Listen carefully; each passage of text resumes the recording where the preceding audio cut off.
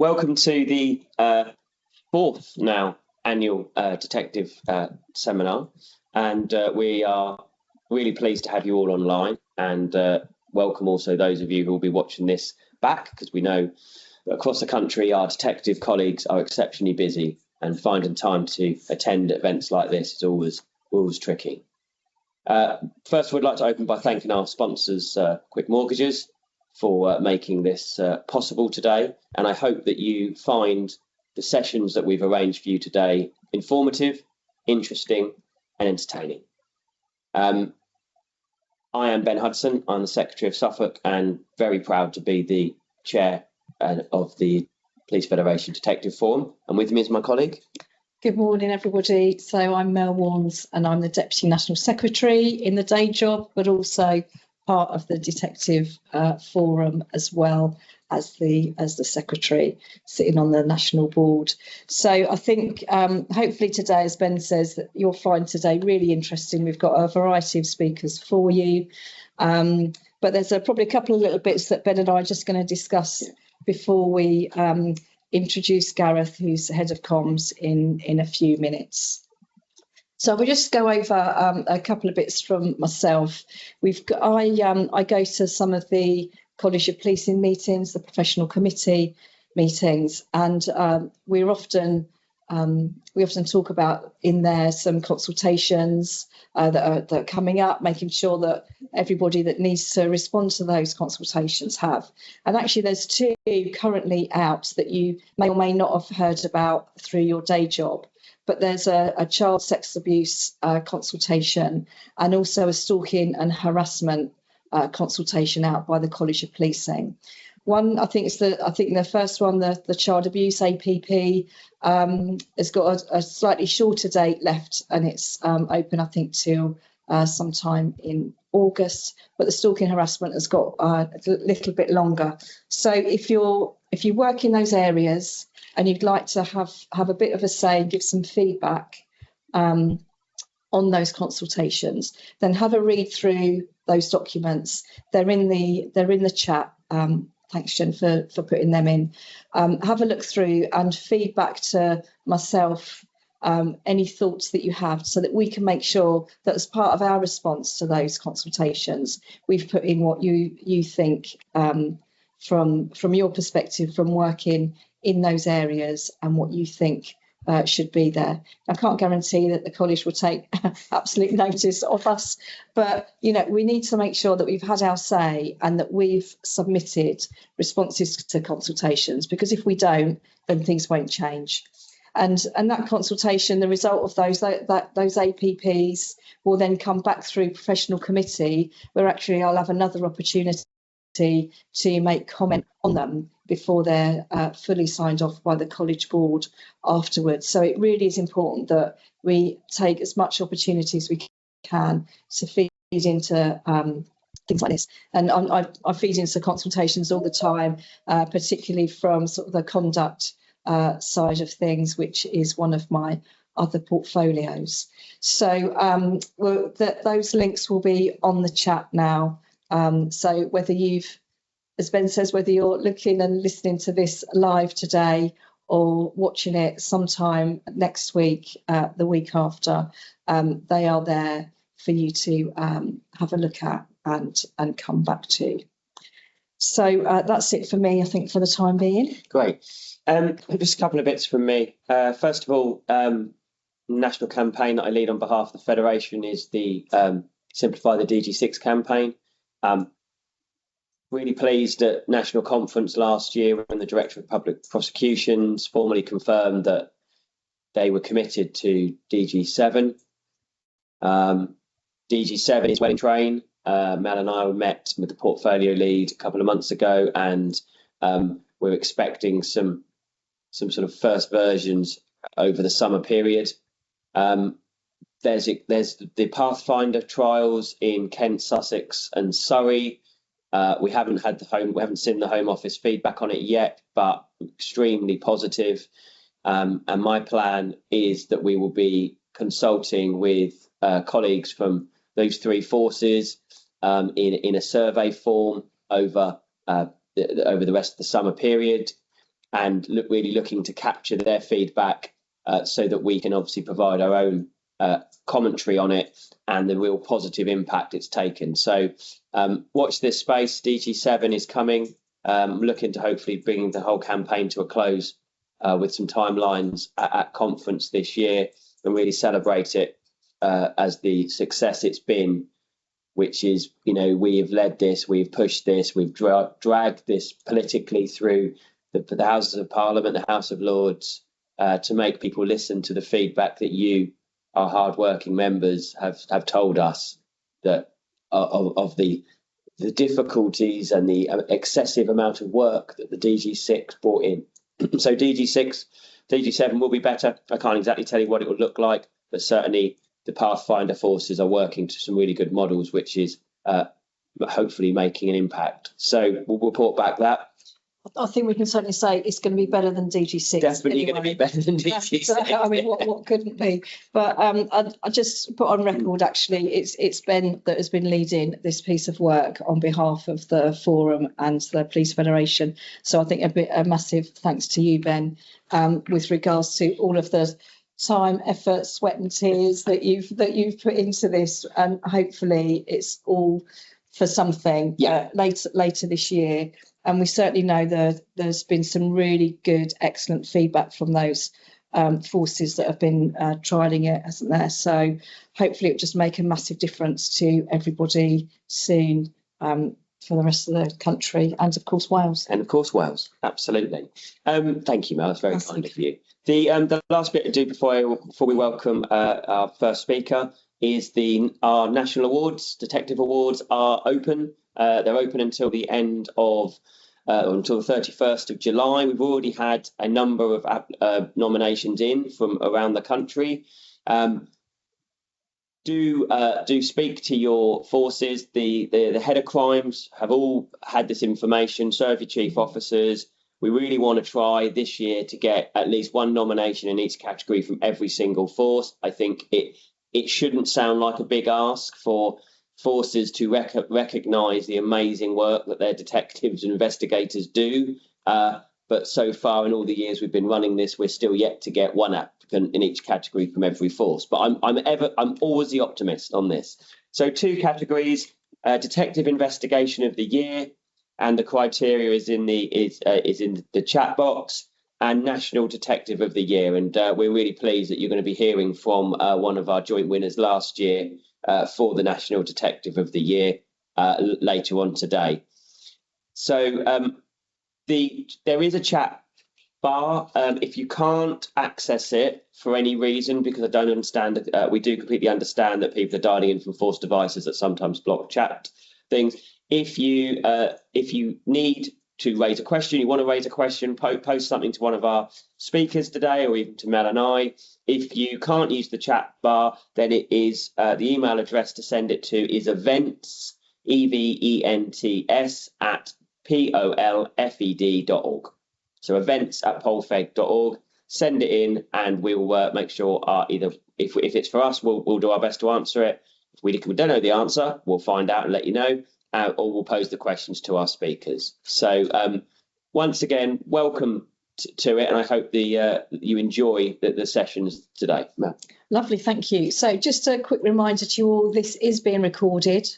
Because you have registered for the event, you will be sent the recording. And also we do have a YouTube channel where all of our webinars, seminars, etc. get posted. So if you've got a colleague that hasn't registered and they want to watch it, then all the links are on our Federation website. So this will be uploaded to there, along with, I know not all of you have the chat function, as Ben says, so I know that, so the consultations will be added to any circulations as well. So, and also the details of the awards that we've just popped in the chat. And I think we do have a Q&A button function, don't we? So if you can use that, that would be great. That will be monitored. But if you can't use any of those functions, it's the events@polfed.org, as Ben said. So I think we're probably ready for our first speaker, and I'd like to welcome Gareth Nicholson. He's the head of communications at Police Federation. He's going to chat about all things Copped Enough and a couple of other things, I think, Gareth, but over to you. Thank you, Mel. Thank you, Ben. Good morning. Good morning, everybody. Welcome. Really pleased to be able to talk to you today, and thank you for your time in attending this session on a morning where, if you're English, you're probably not very happy to wake up this morning. If you're Welsh, you may be very happy indeed. I want to talk to you a little bit about Copped Enough, but first of all, I want to just talk a little bit about my background, what brought me to the Federation. I'm our Director of Communications. I've been working in comms, public affairs and campaigning for about 25 years now, and have worked in Northern Ireland for the government there, for charities, for the Electoral Commission, and most relevantly for policing. I was head of communications at Essex Police for about 4 years, and have a family connection to policing as well. My brother-in-law is a detective inspector working in CID in the east of England, so I hear firsthand of many of the challenges and privations about your role, your work, and how it affects your family life. I wanted to start off just by showing a short film to introduce the campaign. This is a film called My Last Set, and it's the product of asking our members a very simple question. Just tell us about your last week of shifts. Tell us what went wrong. Tell us what went right. Tell us what the challenges were. And we think that story speaks a lot to the experience of policing in 2026. So if we can cue that film up, it's about 2.5 minutes long.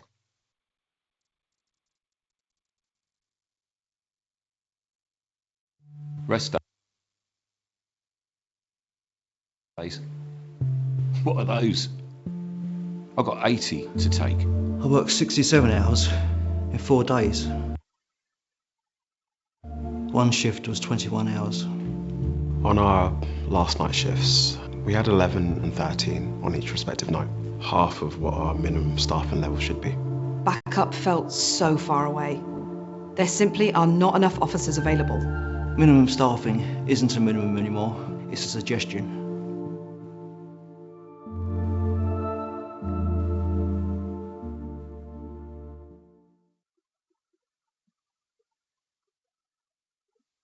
Thanks, Jen. And the full version of that film is available on YouTube and all our social media channels as well.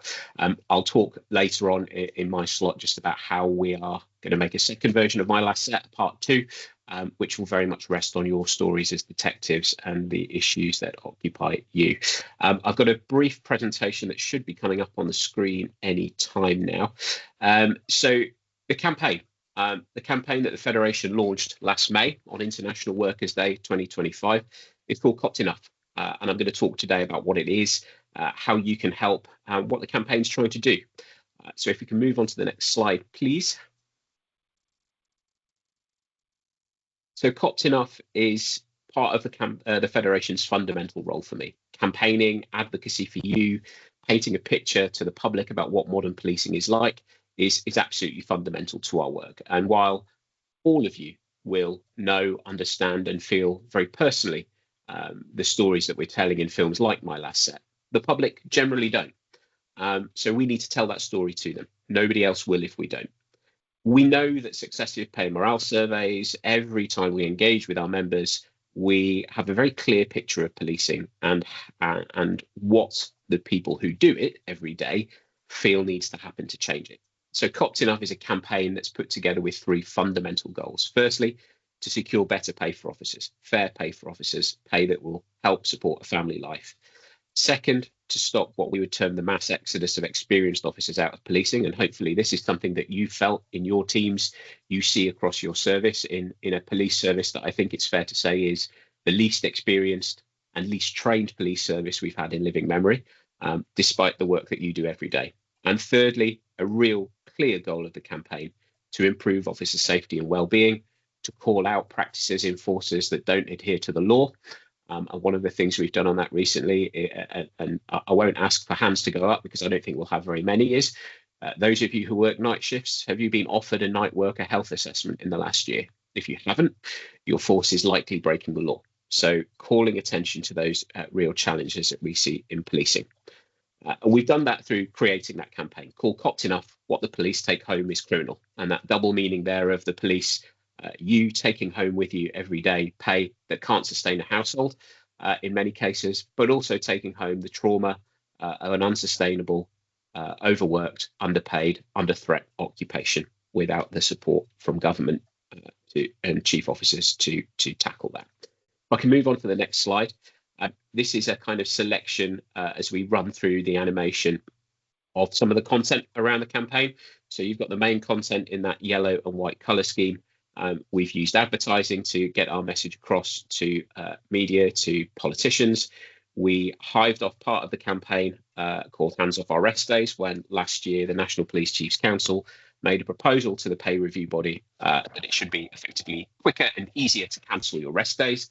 And pleased to say, amid all the disappointment of this year's pay award, it looks like we've fought that off quite well.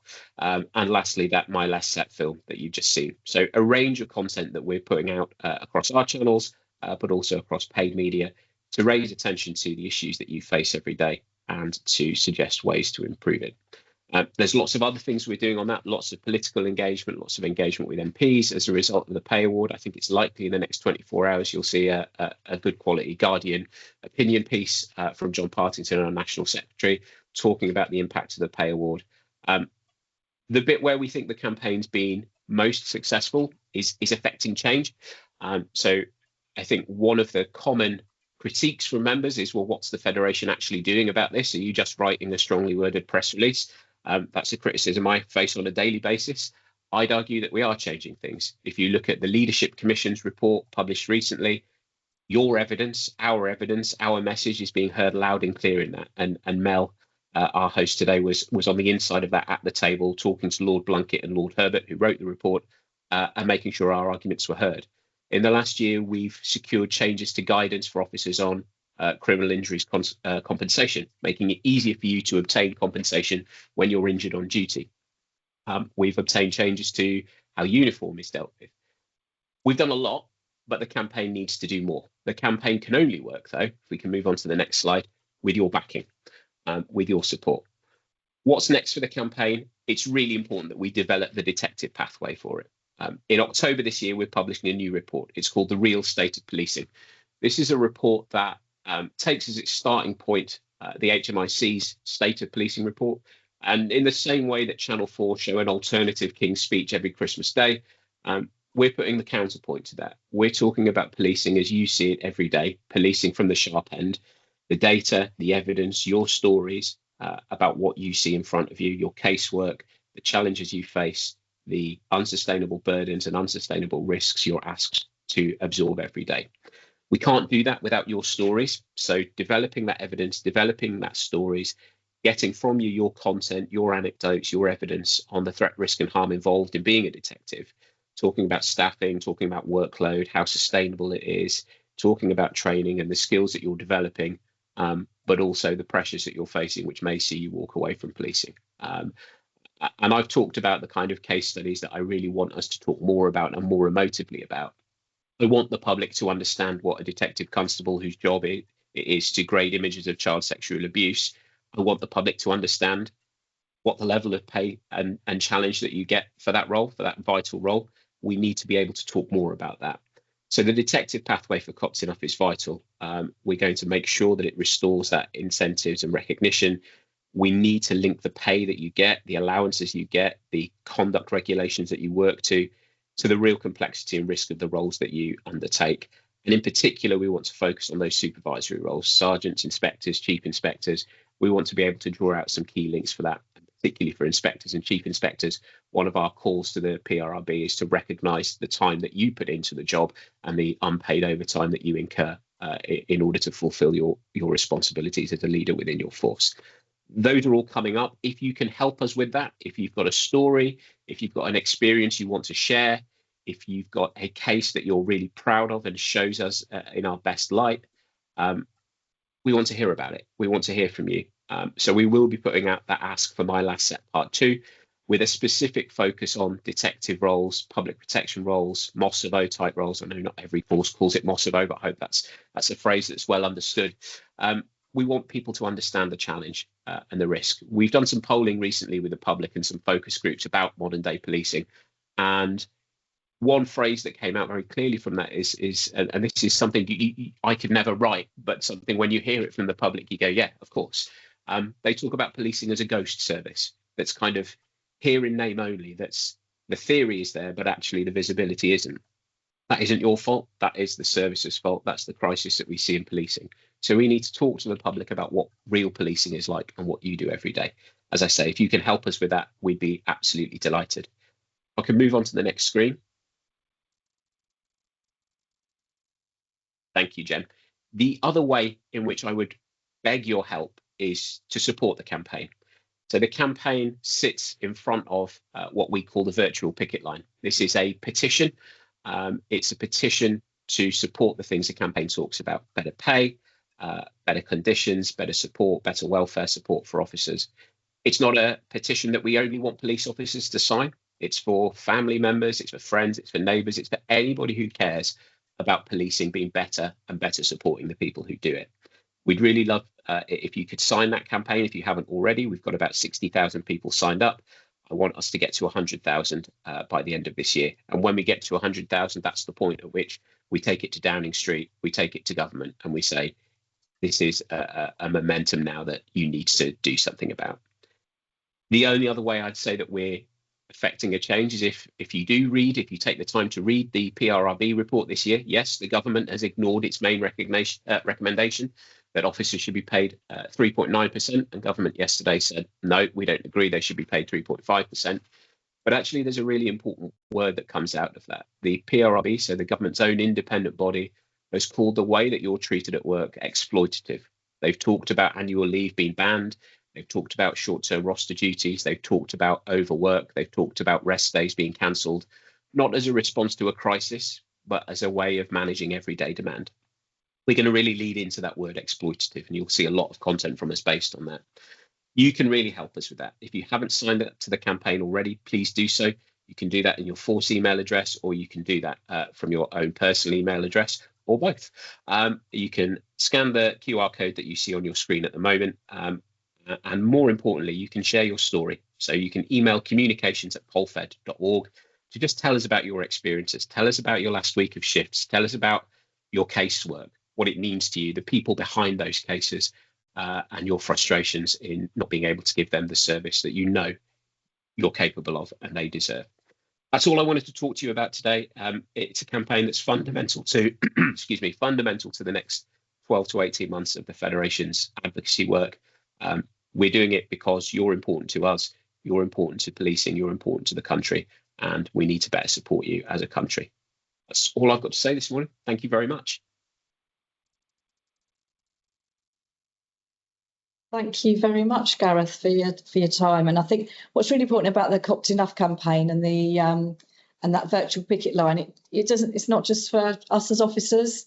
You know, get your friends and family to sign that as well. All those people that support you in your job, so that they can also show support on that virtual picket line as well. So, you know, almost 60,000 virtual signatures is amazing, but it'd be great to get to that 100,000, as Gareth says, by the end of the year. And also, you know, I think it's really key to make sure that we keep the detective story and the detective element alive within our campaign. You know, for the last couple of years, we've put forward a detective allowance to the pay review body. They've been, you know, keen to hear about that, keen to hear about the fact that, you know, if you want to be a detective, you study in your own time. You don't get time off for study. You take a national exam to pass. Often have to buy your own books or you know, pay for your own grammar course, etc.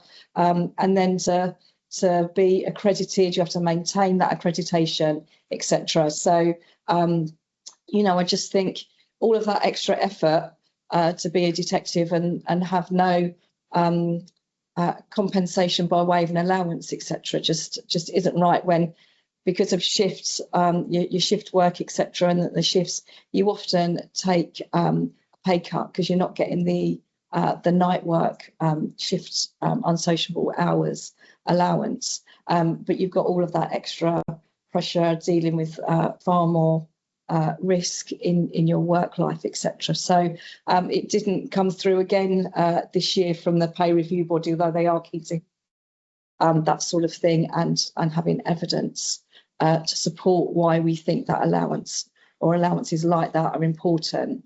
But, you know, it is really key, I think, for us to keep the detective story going and ensuring that we've got all of our members covered.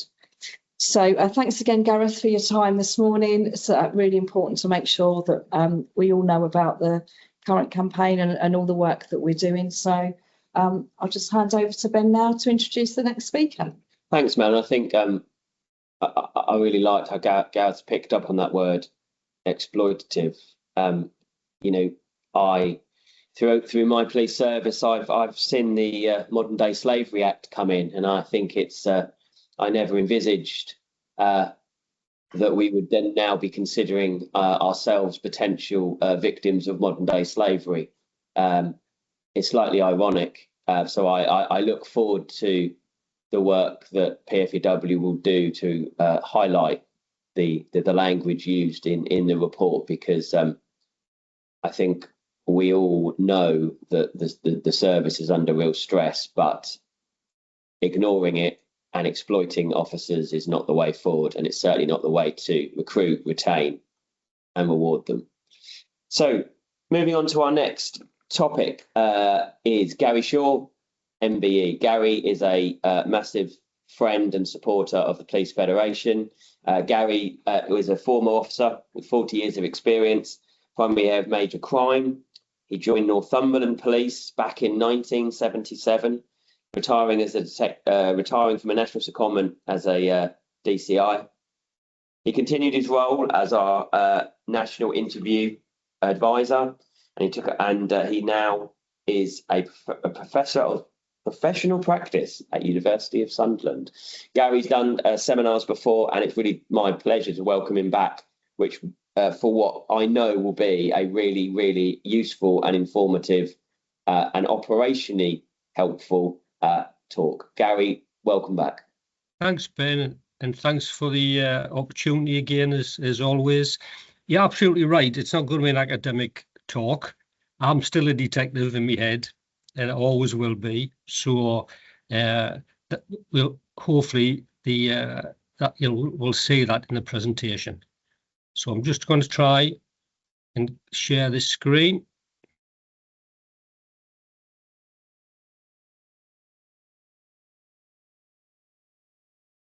Right, I think that's the first bit. Right, what we're going to be looking at just here today is the issue around effective challenges in a suspect interview. It's one of the things I've been talking about, I think, for a long time. It's a thing we don't cover enough, in my opinion, in the training environment, simply because I think there's lots of things to cover in the investigative interviewing aspect of the training, and we'll run out of time in a lot of the training that I see. But obviously, with being involved in operations and being a national advisor for over the years for a long time, I see this as a particular area that we need further work on. So you'll pick up where I'm coming from as we go through the presentation. Now, this is the areas we're going to be covering today. I'm going to start talking about investigative material. It's a thing, again, I've been talking about for some time. Often we talk about evidence, but evidence is what gets played out in the courtroom. So I'm just going to really highlight what investigative material is, and you'll recognise it straight away. And then we'll talk about some of the issues around pace, why we actually go around, why do we challenge a suspect in a suspect interview. Some of in the older cases, actually, about the rulings readmissibility. We'll go through them, we'll highlight the principles. We'll have some practical talks about challenging, and again, the role of the legal advisor in the whole process. And then I'm going to mention a little bit about what CPD opportunities are available at our university online, which might assist you moving forward as part of your CPD. So that's the plan, and it gives you a chance talking to get used to my strong northeast accent, hopefully. Right, so this is what investigative material is. Obviously you recognise it straight away. sometimes we are given, as investigators, we're given this, I'm not saying on a plate quite clearly, but some of it's there and people are willing to give us that information straight away. Other times we have to work really hard to get that material. And I'm going to be talking about, from an interviewing perspective, how important it is to protect that material, to make sense of the material when we're dealing with a suspect. Yeah, because there's a lot, for me, seeing it over the years, you know, from my first involvement from an investigative interview and angle as a, I suppose, lead on it back in '93, I see a lot of myths around what we support, you know, what we have to do in an interview process. And often people get confused with what we have to do and what we choose to do. So my rule of thumb is this: we need to make sure that we need to really think about how we use this in a suspect interview, because obviously that's the focus today, right? And first thing is, out of the back of that investigative material, so however we've got it, what it looks like, this is what initially is going to give us a reasonable suspicion to suspect a person for having committed offence, because an offence, right? What we're investigating, because it's got to come from somewhere, hasn't it?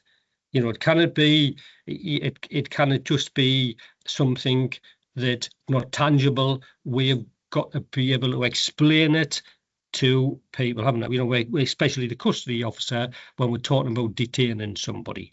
We'll talk a little bit more about how we reveal this material, and that's the key for me through the course of an effective challenge of a suspect's account, or, you know, whether they choose where we present our material in a suspect interview if somebody's decided to exercise their rights of silence, right, which obviously people are still entitled to do.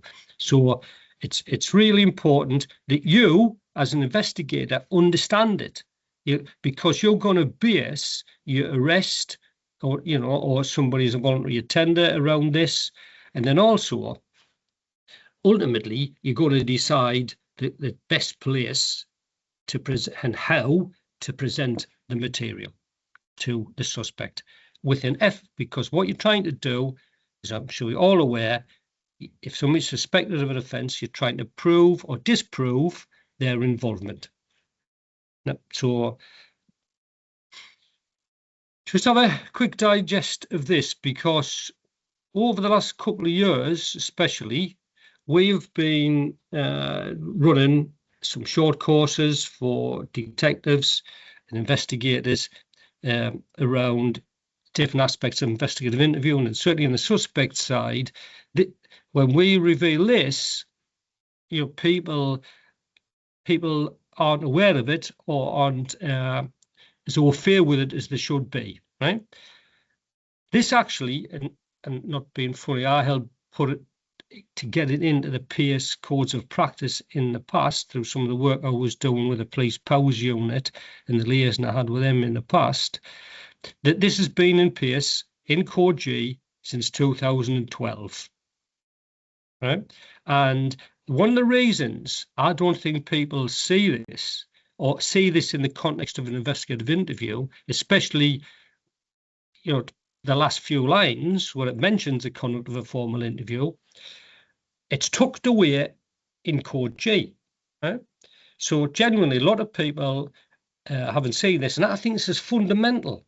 This is fundamental to some of the challenges that people face, and it was mentioned about inexperienced officers when they're challenged by quite robust solicitors saying, listen, you know, I'm entitled to all of your evidence, you know, obviously with the means material, but what evidence have you got which suspects my client has done this, right? And it's an important thing to understand the last bit where it talks about prior disclosure of any details, which are the details you've got from an investigative, sorry, from a reasonable suspicion point of view, might give the suspect an opportunity to fabricate an innocent explanation, i.e. make it up, or to otherwise conceal lies from the interviewer, right? So because we don't know what the suspect was going to say when we were first asking that first question, right?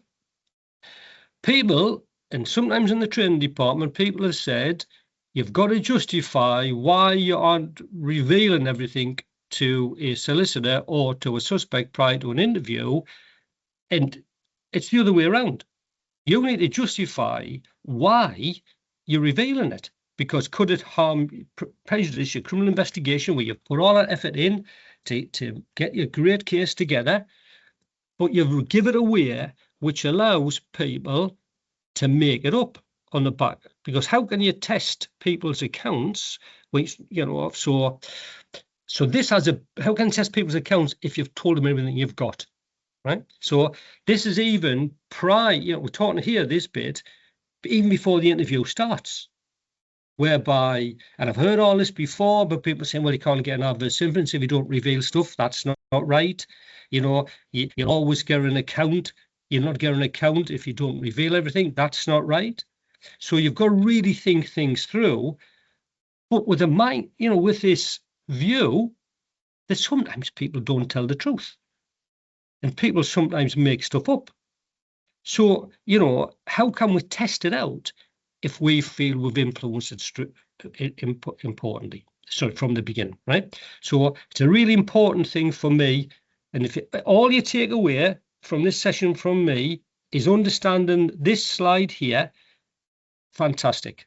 Because when you start to get challenged by solicitors, so especially in experience, when they say, why have you told us everything you've got, quote some of this. Quote this. It's telling you don't have to. You have to think things through. If you choose to do something, that's a matter for yourself, but you've got to understand the implications of it. But you need to understand as well, difference between what you have to do and what you choose to do. Right. First thing, ask this question. Obviously, we can't all get an answer online from everybody, but you're all there. Why do we challenge a suspect? Right? Because people, and I hear this, and it drives us to a little bit distraction sometimes. Oh, you don't need to challenge somebody. They'll just challenge them with court and everything else. And I'm thinking, well, look, it's a great opportunity, isn't it, for this, right? Now, in the past, how we've dealt with, in my era, way back in the 70s, I've still got a later era, but the early parts of it, that people, there was a lot of criticism about people challenged a suspect in order to get a confession. It's all well documented. I'm going to talk about a couple of the cases in a minute. But, we challenge a suspect in an interview with the hope that a guilty person is going to say, yes, it was me. And this is what happened.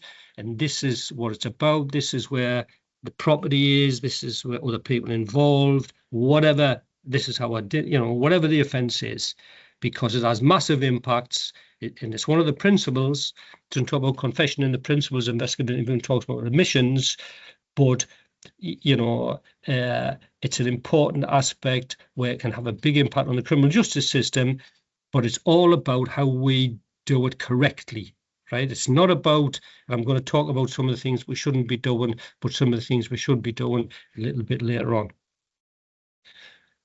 The other thing is an admission, yeah? And I'm going to show you subtly the difference between a confession and an admission, right? So that's why we do it. That's why we present our material in an interview to somebody in a correct way at the right time of the interview, after we've protected the person, so protected our material so we make sense of it. We can deliver it to somebody to say, look, you've already had an opportunity to say this, but you've said, sorry, to give us an account, you chose not to do so, or look, this is what you've said, but that doesn't match up with what we know. Yeah, in a better way than that, quite clearly, but I'm just summarising, right? Now, the difference between a confession and an admission, confession is when somebody's telling you that this, it was me, and this is how I did it. They're giving you full admission for guilt for the crime, right? An admission is about revealing information. So somebody might say, yes, it was me. Yes, I was there. I was involved, but they don't go really into any detail. Yes, I do know that person. Yes, that's my vehicle. Yes, that looks like me on the CCTV. So there's a subtle difference between confession and an admission.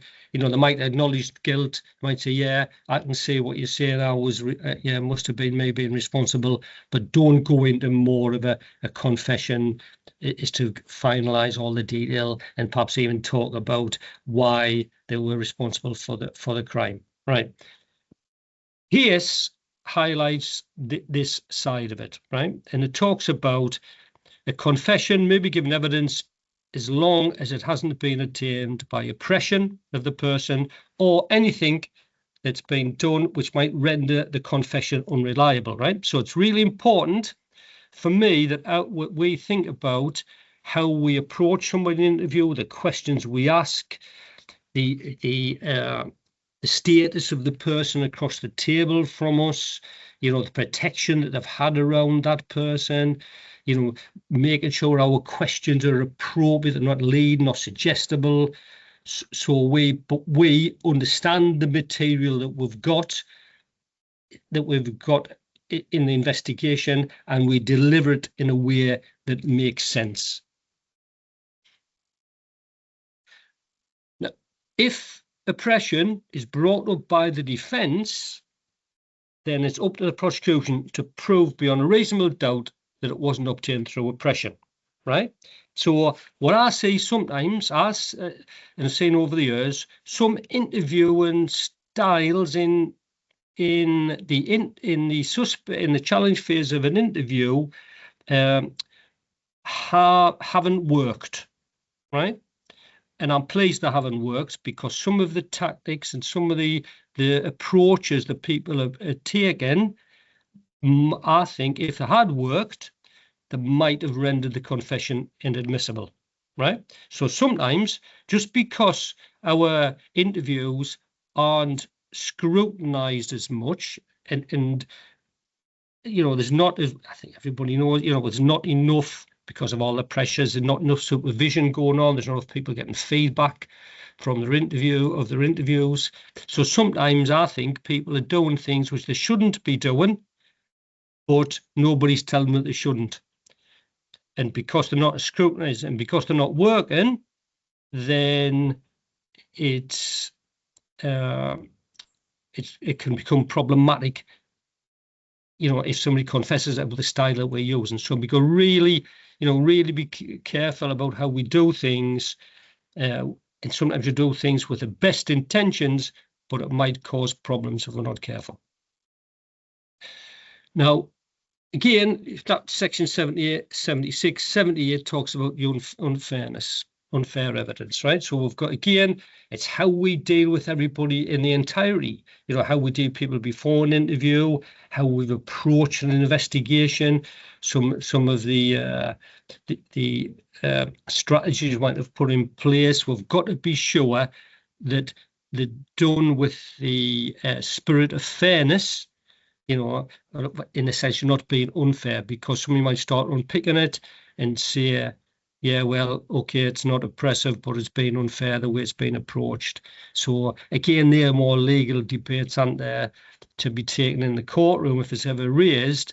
But it's important, as long as we know that what we are doing is professional within the legislative areas, then I think there shouldn't be a problem. Right, I want to highlight some of the cases. Now, these go back now to 87 and 93, you'll see in the next one, right?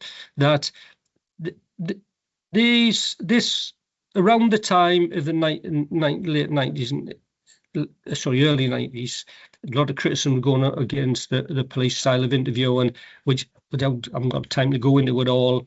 But in essence, it's how we deal with vulnerable people with a view to trying to get a confession. Right now, Peace came out of this work, and Peace was essentially delivered around the country. The Peace model of interviewing from about 93 onwards. Right, so and since then, since peace has been rolled out, there hasn't been a case since then which has been where the confession by a suspect is being ruled out through the oppressive nature of the interviews, right?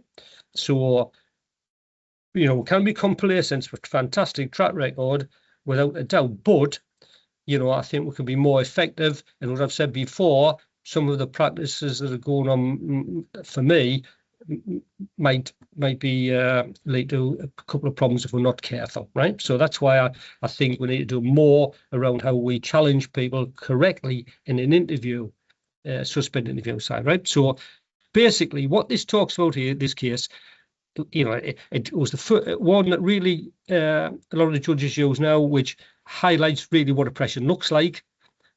But an important bit for me is oppression, what they're saying, if an oppressive interview, there's always an impropriety on the part of it talks about interrogator there, but they mean the interview, right? So there's something that the interviewer hasn't done correctly, but sorry, not correctly, but with some hidden motive, right? So we've got to be careful and make sure that when we do things in a challenge interview, we understand the implications of it and why we're doing it. This case is often referred to as the Cardiff 3 case, where again they highlighted, the murder, the conviction was in 1990, the murder was in 1988. The appeal judge, his ruling was 92, and basically it talks about people doing techniques of interrogation which were contrary to the spirit of the Act, i.e. peace, right? So, and these are some of the examples. I'm going to go into them all and see them, and when you're getting recorded, you can have a look at them later. But you can see some of the things there about bullying, being tough and confrontational, and being an intimidating type of interview. Now, quite clearly, it's important to understand these type of things from the past, so we don't slip into things in the future. This case here comes from the murder of a young girl called Nicholson in Sunderland, not too far away from where I'm sitting now, actually, where the offence took place. And these interviews were conducted in 1992, and where it was interesting because the previous ones where they described as bullying and being tough and confrontational, this was a persuasive approach to using some of the elements bullet pointed here, what the judge picked up, which was, I'm going to say more subtle. They weren't subtle, but more subtle than being bullied and intimidating, where this is trying to, play on for me, the more persuasive element of an interview, showing interest to confess, misrepresent the strength of the evidence a bit. Yeah. So, but it's interesting, some of the ruling from the judges, again, you can take the time to have a look at these when you have the time. But it highlighted things which I think are really important, that we're not prohibited from putting questions to a suspect, right? And these are still messages that are coming out from the courts now. So we can't, we cannot, we don't have to be, we can't steer away from being persistent if we need to be, searching if that's the right thing to do, and robust in our questioning, right? But we cannot go into this, and rightly so, it cannot develop into a bullying robustness, right? In insulting or demeaning questions, right? Or just a continual saying you've done it. And I see it, this bit here, which I think we do too much sometimes, inappropriate comments in an interview, or comments that, as an investigator, you're there to look at proving or disproving somebody's involvement. So we've got to be careful, that our comments and our opinions. Because I learned this years ago, and I used to put opinions in interviews.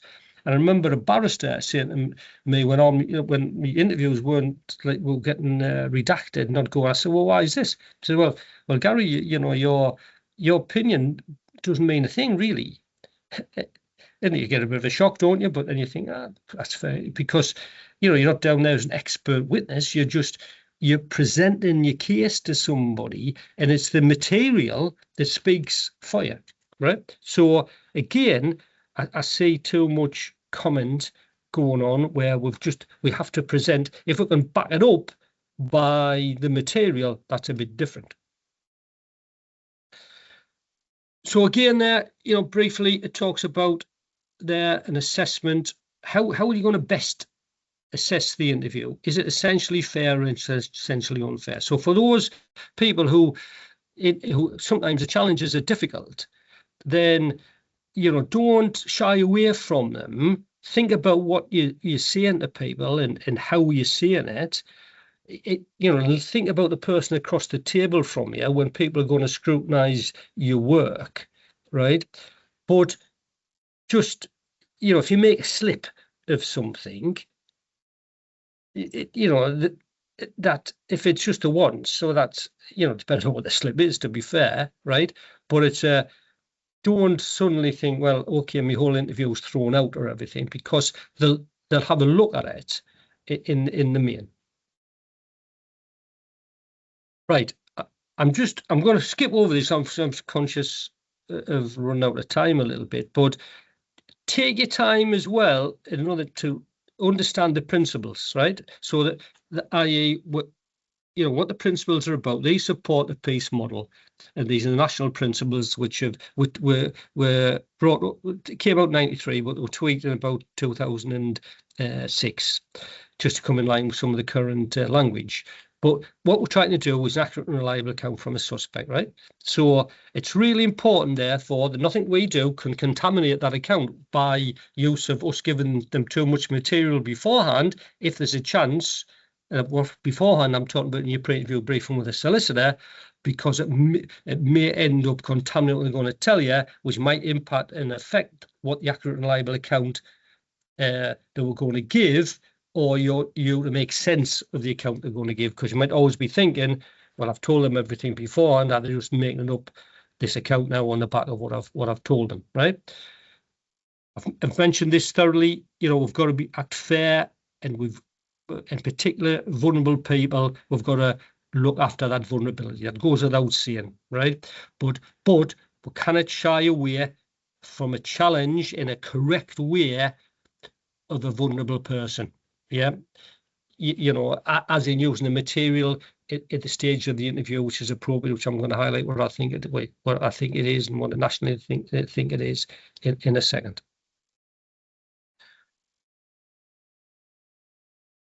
Being an investigator, this is what this is talking about. Being an investigator, and this is the thing about testing out people's accounts. And this is, I feel, if you're doing a good structured interview, your challenge can help test out that account.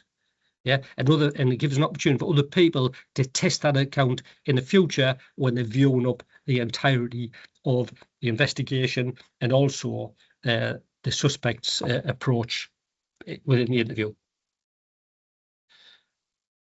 Highlighted this before. You can ask what you want in an interview, right?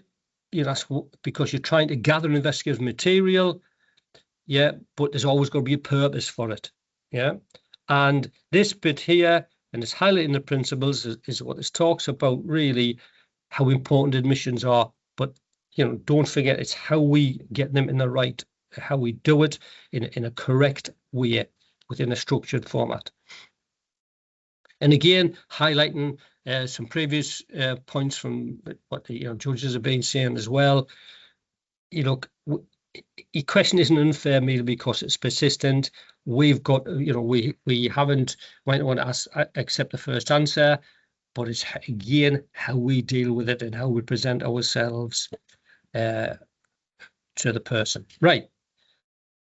Just some of these things that I want to highlight. I mentioned briefly about the pre-interview briefing from the legal advisor. That's another talk completely.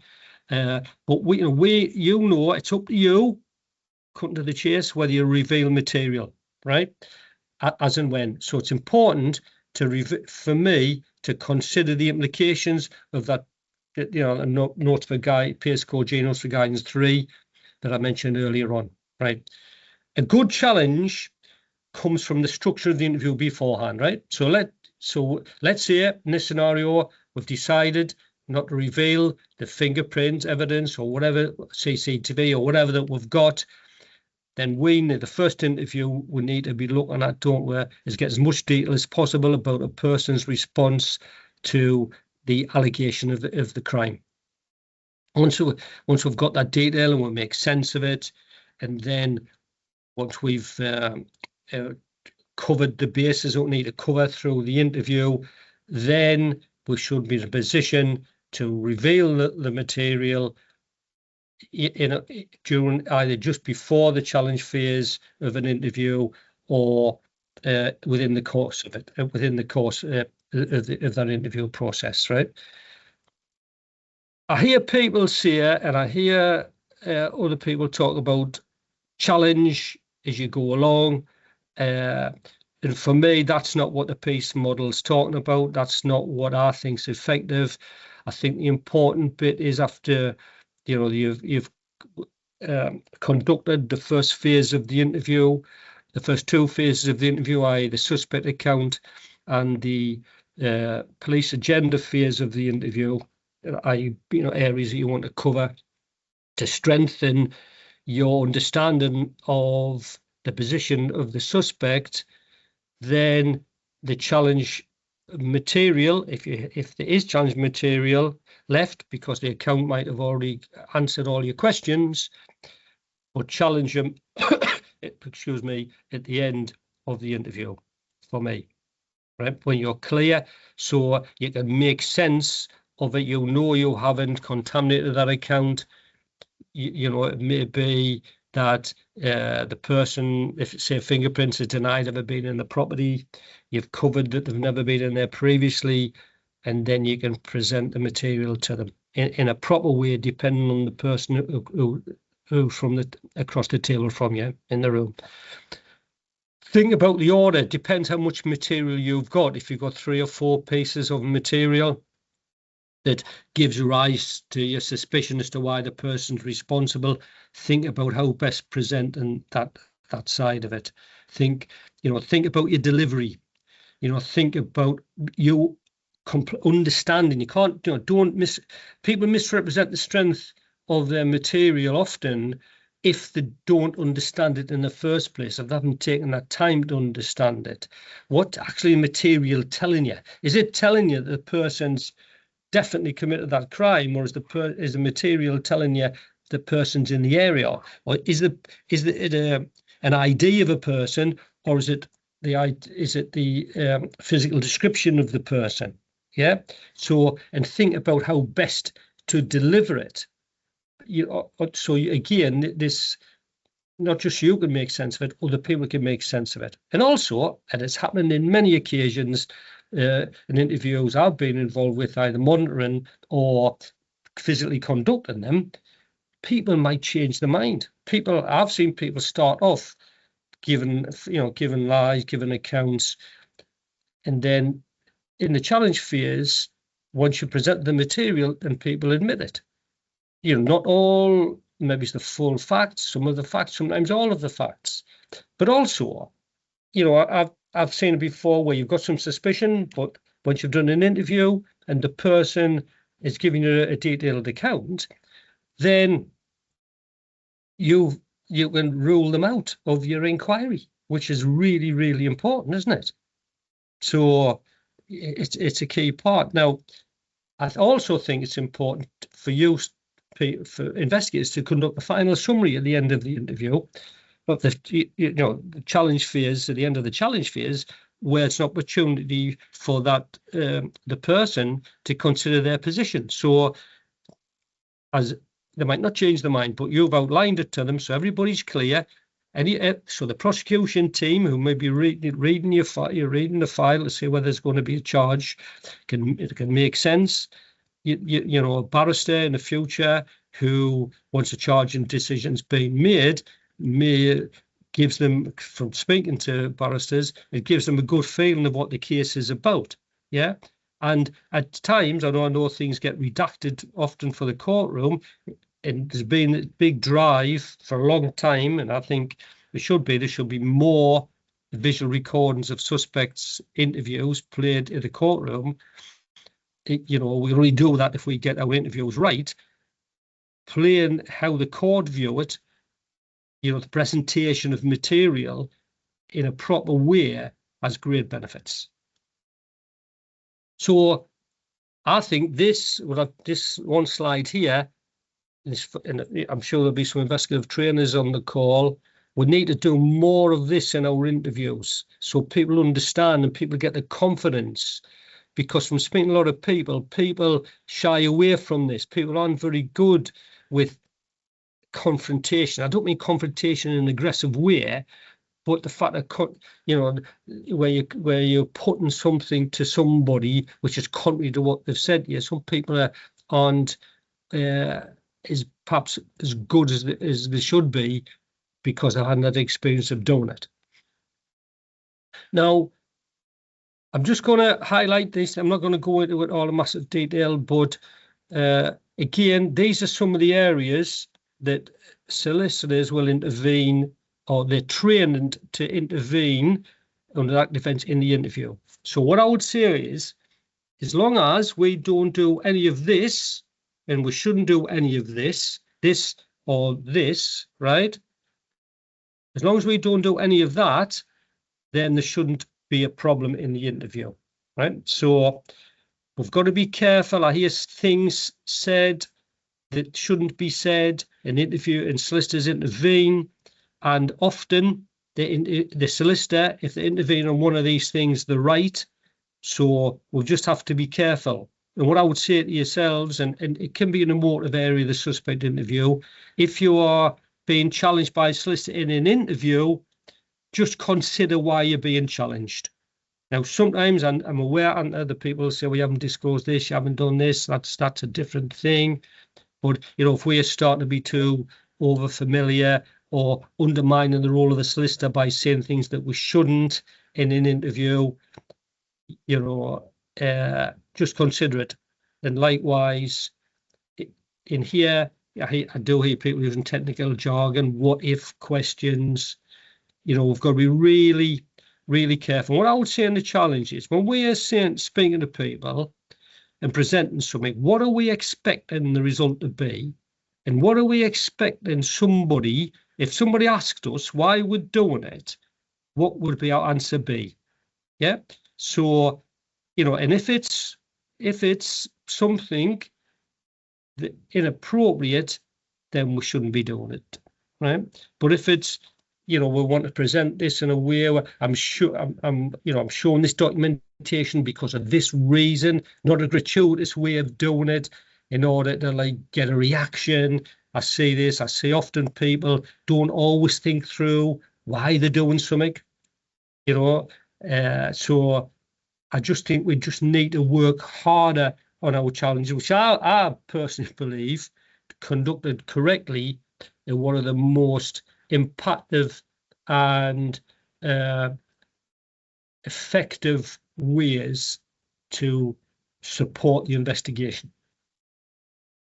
So just on this, understand pace. That's important. Understand it. What's pace telling you about challenges? What's pace telling you about revealing material? Because that's an important part of making sense of your challenges. Understand the material. Make sense of it. Sometimes in fast-driven investigations, what can happen, and I've seen it, and I've been the end of it, where people have seen, Gary, we've got this against the suspect, and this is what it is. And when you start looking at it, it isn't actually that at all. And I've termed it just investigative hearsay, where, and this is from your colleagues who are trying the best, and if info comes in at a fast pace, but we think it gets misinterpreted and sometimes we're delivering things which aren't right, right? So if you get, and that will continue to happen, bound to, but if you get the opportunity and you need to get back to the source material and understand it, but just be professional. You know, if you know what you're doing, you know, professionally, if you understand the processes of interviewing, you understand, you know, the issues around vulnerability, and just look, you know, how, if somebody's going to view you, especially on videos, but it shouldn't matter if it's on video or not, but how professional are you coming across? So it's really important. Now, just this last bit here, so that's that bit. This is just a little bit about the university and material that we have. We're running a critical decision making online module next February. We did it this year for PIP 3s, and there was a lot of people who've come on it and are progressing onto the masters. But this is the success of it was, you know, people are saying, well, this is critical decision making for you know, in an investigative context for everybody. It's run by a team I've got who are all experienced ex-practitioners, you know, recent practitioners, who SIOs and investigators from different PIP2 investigators as well. So basically, it's just a one day online input, and I know that people are really busy, but I just think this, if you find the opportunity, this helps to help develop yourself. And the cost of it £500, but the other thing is it gives you the pathway onto the masters if you want to do it this way, because we'll run a masters here. All of you as PIP2 people can come straight on the masters. You don't have to have done any academic study before, because the level of PIP2 is seen as what's level 6 academically, which brings you onto the masters. So if you're interested, just drop us an email or give us a call. And I just think, I believe, right, I probably would, this being a seasoned detective, that it's the best and the most one of the most hardest jobs in policing. And I hear what was said before, and I totally agree with all of that from the earlier speakers and what was said. But I think I would hate for people to miss out from, I think the forces should pay for it personally, of course I would, but I would hate people to miss out from a academic recognition of all the great work that's going on out there. But also, I think it helps you understand yourself as an investigator as well. And we're working on a one around investigative leadership as well, which we're going to launch next year too. So I think that's probably enough from me, Ben.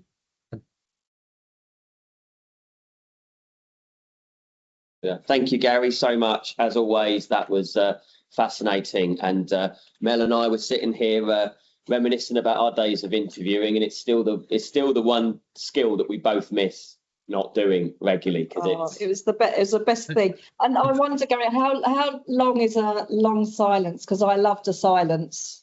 Well, I just think it's all about the circumstances, Mel, isn't it? And I agree with you. Yeah. And like from a silence point of view, it's hard to measure. I think you start to realise when you've got on too long, isn't it?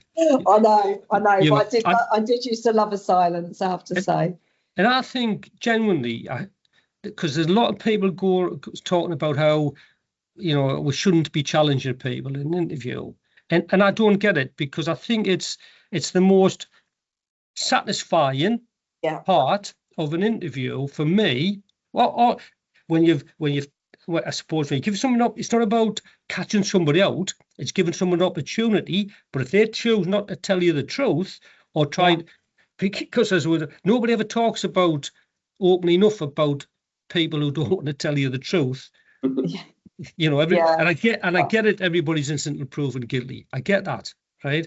And I get that there's not a vulnerability, but vulnerable people commit crime, don't they? Because that's the nature of it. And I think challenging a proper way gives you the professional satisfaction because then you can go back to the victim. You can go, you've done a great job. It's short, without a doubt, it shortens what needs to be done, as in for the courts, doesn't it? Because you get guilty pleas, etc. But so I just don't think we're doing enough in the training to get people back on what a proper effective challenge should be. Yeah. No, I think I think there's hopefully stuff that everyone can take away from that. We don't really have any time for questions, but Gary, I know that if people want to send us in any questions, I know you're always amazing at getting back to them or pointing them in the right direction. 100%. So, Gary, thank you so much for doing the presentation again. We're going to take a short lunch break now. So we're back 30 minutes. So we're back at 1:15 for our lightning talk from our Detective of the Year winner, Jayne Jones. Thanks very much, Gary. Speak soon. Thank you.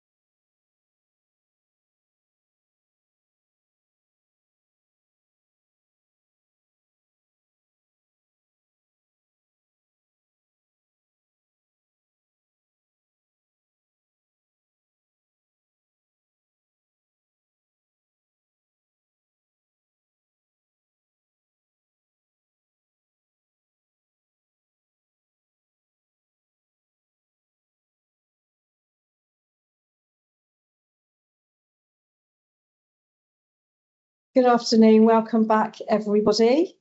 So I hope you've all had a little bit of light refreshment for lunch. And we're going to get straight on to our Detective of the Year joint winner last year, Jayne Jones from the Met Police. So we'll just bring Jayne on now. So hi, Jayne, thanks for joining us. Hello, thank you for having me. You're more than welcome. And it was great to go through our nominees last year, and we just couldn't, you know, we wanted you as our winner, Jayne, but there was somebody else as well. We just couldn't put anything between the two of you. So it's like, that's it, we're going to have joint winners. And so thanks ever so much for joining us today. I think if we just spend a couple of minutes, Jayne, if you want to just tell everybody a little bit about yourself, about your service and your experience. And I know Ben's got a couple of little questions for you, so a bit of an interview afterwards. Okay. Yeah, that's fine, sure. So my name's Jayne Jones. I am I've just actually got through the DS process, but I'm working as a DC. I work in child protection, and I noticed the other the nominee as well, who won alongside of me. She was also in CP work, and it is a challenging role at times. You know, it can be really harrowing. You're dealing with a lot of trauma, not just children at the moment, but also non-recent abuse that might have gone on for many, many years. People who are now adults who've had their lives ruined in many cases. So it can be difficult, and I think it was part of the process for me was that I was able to reflect on police work that I think is not always familiar to everybody. You know, realizing that you get used to reading very traumatic cases and they become sort of normal events for you in a way. That's all your work. But yeah, so I've been in policing 23 years, most of which I've spent in public protection. And I guess I became a detective, a very specific event in my life that happened 25 years ago. So I was working in hospitality. I used to run pubs and bars in central London. And a member of my staff, we finished very late one night, finished at 1 a.m. and she went home. And I thought she was in a taxi, but in fact she'd walked for a bit through central London to get a taxi. And when the car pulled up, it wasn't a cab. She got in. We didn't know. She'd left the pub at that stage. And she was subjected to a terrible evening, shall we say, by somebody who just sort of kidnapped and abused her. So I became embroiled in a criminal case because she turned up at the pub and nobody knew what to do. And I ended up taking her to a police station asking for help. At a time where there were no SOE officers, there was no haven or SARC, as the county units call it. And it was a very different experience as a victim, very different. I remember running and going getting some clothes for her that were mine, that she had to take all her clothes off, etc. And we just were seen in a side room in a police station. But the detective in the case was exceptional, in my view. Even knowing what I know now, all these years later, he was very good. We went through a court process. We went to trial. The guy was convicted. I thought, of course, that was the norm. But knowing now, our stats for rape convictions are extremely low. They're very difficult cases. And so he did a really good job. And I thought to myself, yeah, I'm going to go and do that. So I did. It took me about 18 months to get in, but that was the trigger for me. So I've stayed in public protection since, and that was the starting point. That's obviously your calling, Jayne, wasn't it? So that's great. Thank you. All right, I'm going to hand over to you. So you as you said, you've spent most of your career and obviously joined after a very significant event. So a question I posed to you is, if you could speak to your younger self at the start of your detective career, what advice would you give yourself? Gosh, that's a hard one, isn't it? I'd say go and do whatever you can, get as much experience as you can. I try and do this now, but I don't look at anything as a sort of chore. or something difficult I have to do. So if you come into work one day and someone says, right, you're over the other side of London dealing with a prisoner, whatever it is, I try and get something out of every experience. So I just say, okay, never been to that police station before, go and meet some new people, or, and things often lead on to things. So you find you get sent somewhere and you weren't expecting it, but then a week later you have to go back again, or you have to visit someone in that area, and actually you've learned from that journey, or something small like that. But anyway, I try to look at everything positively, try and get as much experience as you can in loads of different departments. But also, it's not, I don't believe I was detective of the year because I'm amazing at everything. I think just some of the things I do, maybe I do well, but it's not, I think everybody is good at certain things, and the things that are not your strengths, you just ask for help, and that's okay. I think it's fine to say, actually, I don't know that, and I'm not really good at it, and I do it quite a lot. So the younger, the younger people I work with, who are much better at all the digital stuff than me, they're quite used to me saying, do you know what, I need help with this, and I think that's okay, because you've got experiences they need as well. So it's about teamwork and not being afraid to put your hand up. Oh, that's a fantastic answer. Thank you, Jayne. And so what do you think the biggest challenges that face detectives today, and how do you think the Federation could potentially help to address some of them? Okay, so I would say, well, everybody knows this, we're doing much, much more with a lot less. There are some things we did 20 odd years ago that were better than they are today. I really think that.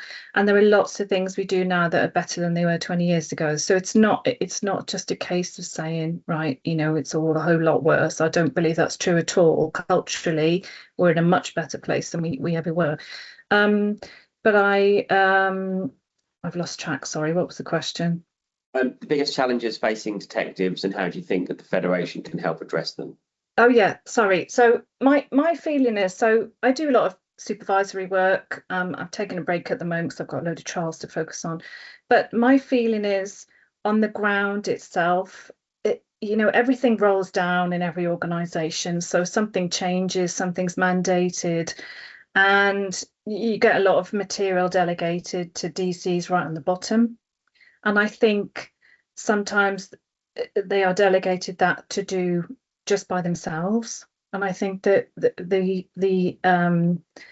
officers working on the front line, officers working on the ground, really need a lot more support.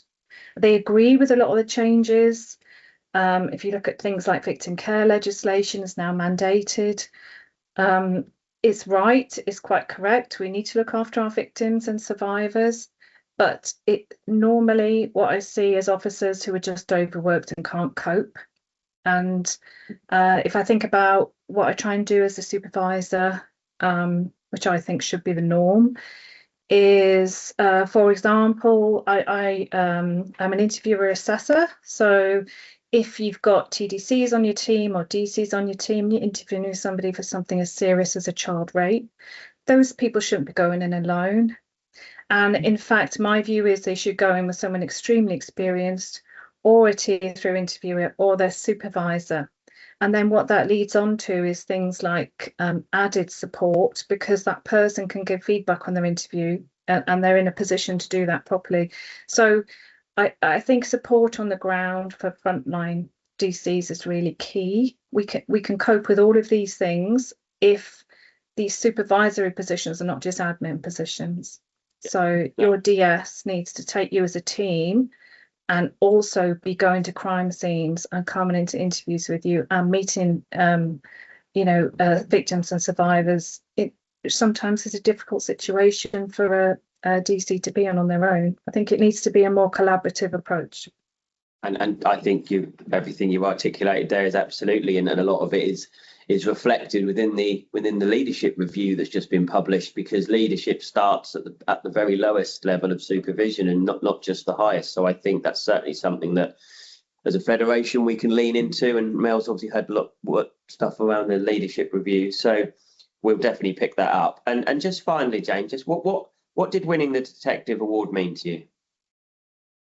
Wow, well, I mean, I've said this before, I think to you, I think I told you when I saw you, but I thought it was a joke, first of all. It was it was so amazing for me. I was quite shocked. But then yeah, it was overwhelming. It was quite emotional at a time, and it was absolutely wonderful. Like, I was bowled over. But I think it also made me reflect on things, and maybe, you know, I said before, maybe looking at a job that you think is actually normal policing and realizing it's quite harrowing. Yeah, and I started to think, okay, it's probably the biggest thing for me is confidence building, because I just kind of do my job. So I started to reflect on maybe things I was doing well that I hadn't really thought about. Yeah, it was I mean, it was amazing. I mean, I'd say to anyone, if you're thinking about writing anyone up, just do it, because it's for me, it was just fantastic. And you were a very, very worthy winner, as was our other winner that year. And I think you both, you know, for me, embodied that, you know, the detective skills and professionalism that we want around critical thinking, problem solving, perseverance when investigations stalled, and that sort of shone your, you know, and your balancing victim care and investigation demands obviously sort of shone out in both your also the nominations that we got, and obviously that managing the complex evidence. And for me, the very best detectives isn't necessarily the smartest; they're the most persistent. And I think persistency shone through in your nomination, because you just don't give up fighting for your victims, and I think that is amazing. Oh, thank you. I mean, I guess one of the things I thought about is that I think sometimes in policing we take our investigations away from our victims in a way without even meaning to. So you get a crime reported to you, it goes into your work file, and then you work on it, and almost sometimes forget for weeks on end there's a person at the end of that crime. So I try and work with victims so they come on a journey with me and they're part of that process. And if you can do that, it's very, very helpful when you've got things like time challenges and a lack of resources, because you will have that really good, solid working relationship, and they can actually understand. And people can cope with information, even if it's negative, if you've got that really good communication and relationship with them, right? But I find when it goes wrong, it's because we just haven't dealt with that bit properly. And that would be a key message for me today. I think that's a perfect way to close it. Jayne, thank you. You are an inspiration. I'm sure from meeting you, you are going to be a brilliant DS, and your team are going to be lucky to have you. So thank you. Good work, and wish you the very best. So thank you for joining us this afternoon. Yeah, congratulations, Jayne, on your promotion. You deserve it. Thank you, and thanks for having me. Thanks very much. Welcome. Bye. See you. So next up, we have a talk from Kurtis from Police Now. Kurtis, welcome. Hi, can you hear me okay? We can. Yes. Fantastic. Right, let me open my slides. Hello, everyone. It's very, very lovely to see you. It's good to see you as well, Kurtis. I know it's been a while, so it's great to be back in contact and having you here today. Absolutely, thank you. Right, can you see my slides okay? Have they popped up? I can see a few thumbs up. Brilliant. I'm going to take that as a positive. Fantastic. Right, thanks very much, everyone. Right, cracking. So good afternoon, everyone. It's very lovely to see you, and thanks ever so much for having me. I'm Kurtis. I'm the Chief Executive of Police Now. Before that, I was a police officer in the Met. First thing I want to just say really quickly is that I had a little operation yesterday to remove something that I hope is totally benign. But the moral of the story is, I guess, if you don't want to present to loads of people with a bandage on your face, wear your sun cream. So I just wanted to get that one out of the way very quickly. So I've got a few things that I hope will be of interest to lots of you this afternoon. Very quick run through about what is PN, what are we trying to achieve, what does the detective pathway that we run look like? Where does it sit in the context of the journey over the last 10 years? You know, what are the results? That sort of stuff. And then a bit more of a focus on what have we learned, and what might be sort of transferable into forces and into the work that all of you do. And I'm going to try and canter through it nice and quickly so that there's time for comments and questions at the end, if that would be useful. I'm going to keep the chat open so I can see what people are saying, if that's helpful. Right, so very quickly, what is Police Now? It's an independent organisation that recruits, trains and develops police officers in partnership with police forces in England and Wales. First point to make is that it's a charity. It doesn't make any money. If it did make any money, it would go back into the programme. Hasn't actually made anything in the last 3 years because we keep recruiting more people than we've got money for. But in some ways, that's a quality problem to have. Next thing is it's the programme, and what we do is supposed to be hard, okay? And there are no free rides for anybody. So anybody that joins police service through Police Now has got to meet the same standards or better than anyone else. That's the second thing. Third thing is that we really focus on the front line. We recruit constables, detective constables or trainee detective constables, and neighbourhood constables. And our absolute focus is about making sure that those officers are really good and really effective and competent frontline officers, because that is the foundation of everything else. And then finally, we focus on graduates, as many of you will know. The reason that we do that is because that labour market needs a particular offer. It's very competitive, and it's only worth Police Now being around if we do something that forces don't really do. So that's a few things about Police Now. What are we actually trying to do? Number one, trying to recruit brilliant people who wouldn't otherwise have considered a police career. And I think that we need those people alongside the very many excellent people that we've already got in the police service and wishing to join the police service. Because, you know, being really honest, you know, like many of you, I suspect, you know, I look at the challenges and the wicked problems that our country faces. And I think so often that the police are at the heart of tackling many of those challenges. And in many cases, the police have a really substantial role to play in solving some of them or allowing some of them to be solved. And if we're going to deal with those huge challenges that we face, we need all possible talent within the service to help us do that, as long as they have what it takes, both in terms of their values and their integrity, as well as their competence and their capability. So we need great people. They've got to be excellent frontline officers, no ifs, no buts, because they've got to deliver a great service to the public, and they need to have credibility with their colleagues. You're not going to achieve anything if you don't have credibility with your colleagues. And I want those people to role model the values that we have, and I want to try and help them to be armoured against some of the cynicism that this really difficult job can create, and that once upon a time I sometimes recognised in myself. And I think that we have real common cause with the Police Federation around this point, and I'm going to say a little bit more about that in a moment. But one of my favourite questions that I like to ask the officers that have come through Police Now programmes at sort of the 1.5 or 2 year point is, how are decisions made in your force about who gets the driving courses, who gets the search courses, and those other things? And if the answer to that is that the governor makes it based on who brings them a kebab on night duty, then that is not organisational justice.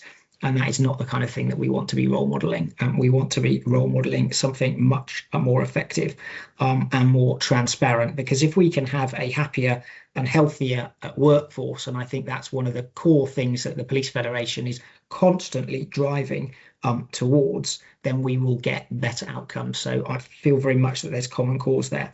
Obviously, we're looking to tackle crime and ASB through really good policing, because safer communities are healthier, they're fairer, they're more prosperous. And in that way, policing can contribute hugely to some of the challenges we face as a nation.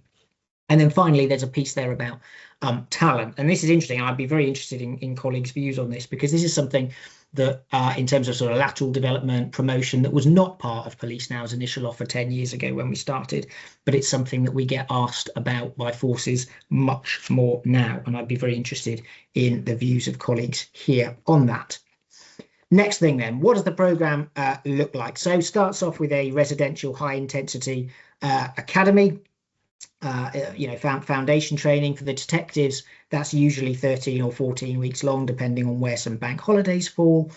Whilst the officers are there, they get full bed, board, etc., etc. And that's a good example of the Federation making a difference, because those of you who've been around for a little while and might maybe have been involved with Police Now in the past will remember that in the early years, we didn't do that. But now we do, as a result of discussions and collaboration with the Federation a number of years ago. And I'm very grateful for that, because it's made our programmes much better. So they go through this really intensive academy. Then they spend some time on response. Going to say a little bit more about that in a moment. They go into their investigative rotations. They have a series of skills events, which are sort of advanced teaching and collaboration days.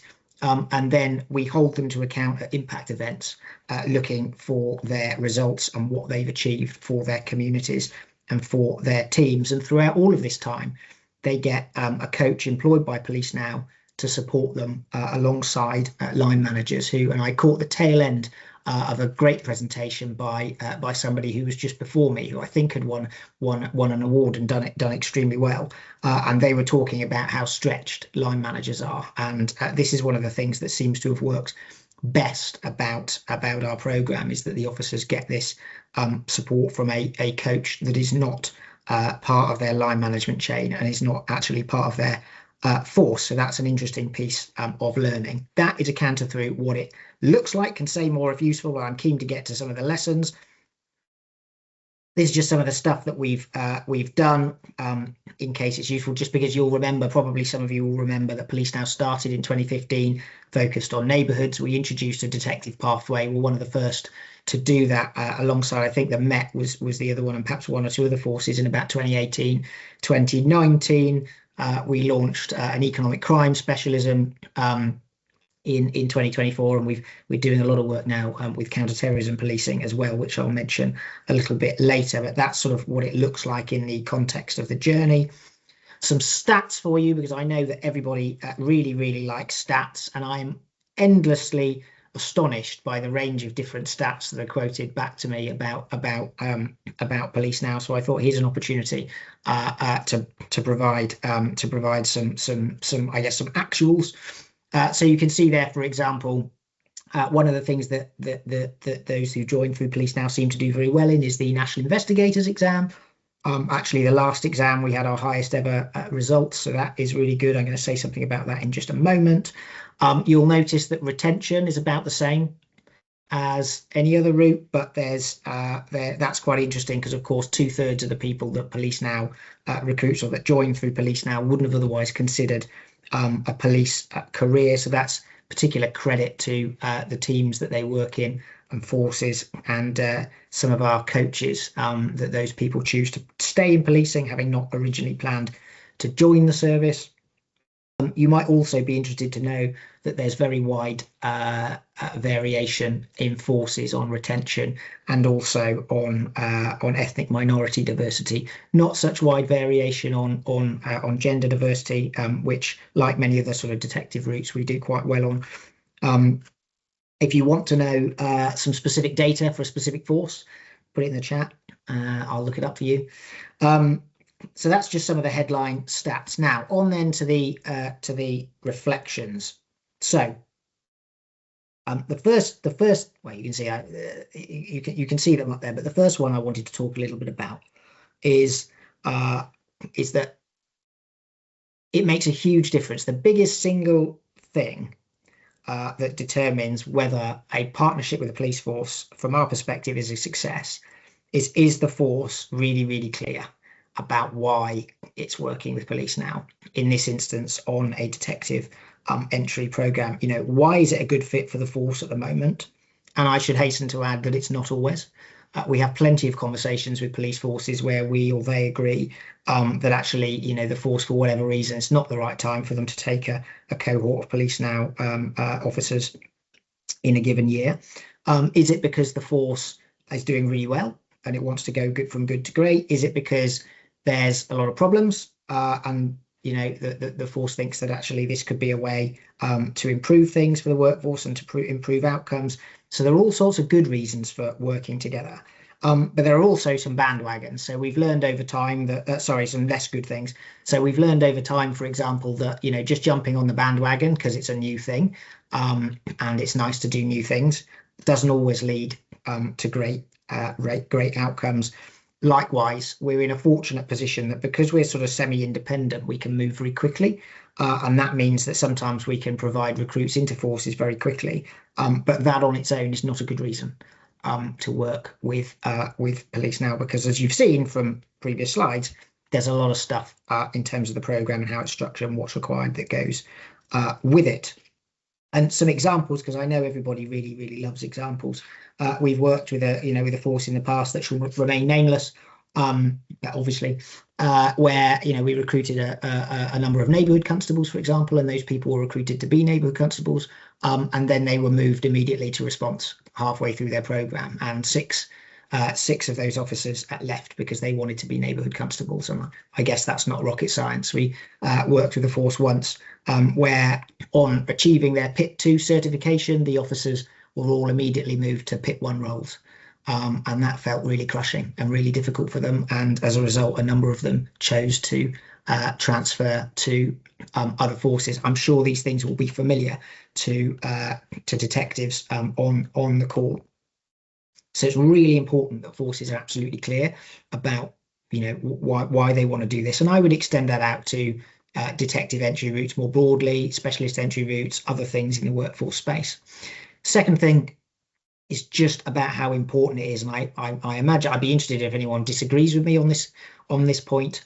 Just how important it is for detectives to have a period of time in uniform before they enter a PIT 2 environment. And I've always felt that it's very difficult to understand a job, how a job got to you, for example, if you can't visualize how that person ended up in custody, or you can't visualize what happened when you're reading the crime report and taking it over perhaps the morning after the night before. But even more important than that, how do you have the credibility with your colleagues if their view is that you're missing something fundamental? That's very difficult. And how do you have confidence in your own ability if you've never put it to the test? And one of the things we work a lot with some of our officers on is that confrontation piece, because of course for most people that join the police service, they've never done anything wrong in their life and they're not very used to confrontation, and that needs to be tested a little bit, because sadly it is, as you all know, part of the job. So number two is I started with an open mind, but my view very much is that a period of time in uniform is really, really important for people before they become detectives. Third thing that might be of interest is something about specialist units and specialist functions. And I didn't expect this. So many of you, or some of you, might know that we work and have worked for the last couple of years to recruit detectives into counter-terrorism policing. And that was something that I was really on the fence about before we started to do it, because it's one thing and it's a huge challenge to go from zero policing experience to PIP 2 certified detective in 2 years. And it felt to me like it was even more of a stretch to do that, and to go and to then do that and work in a specialist area of such high risk as counter-terrorism.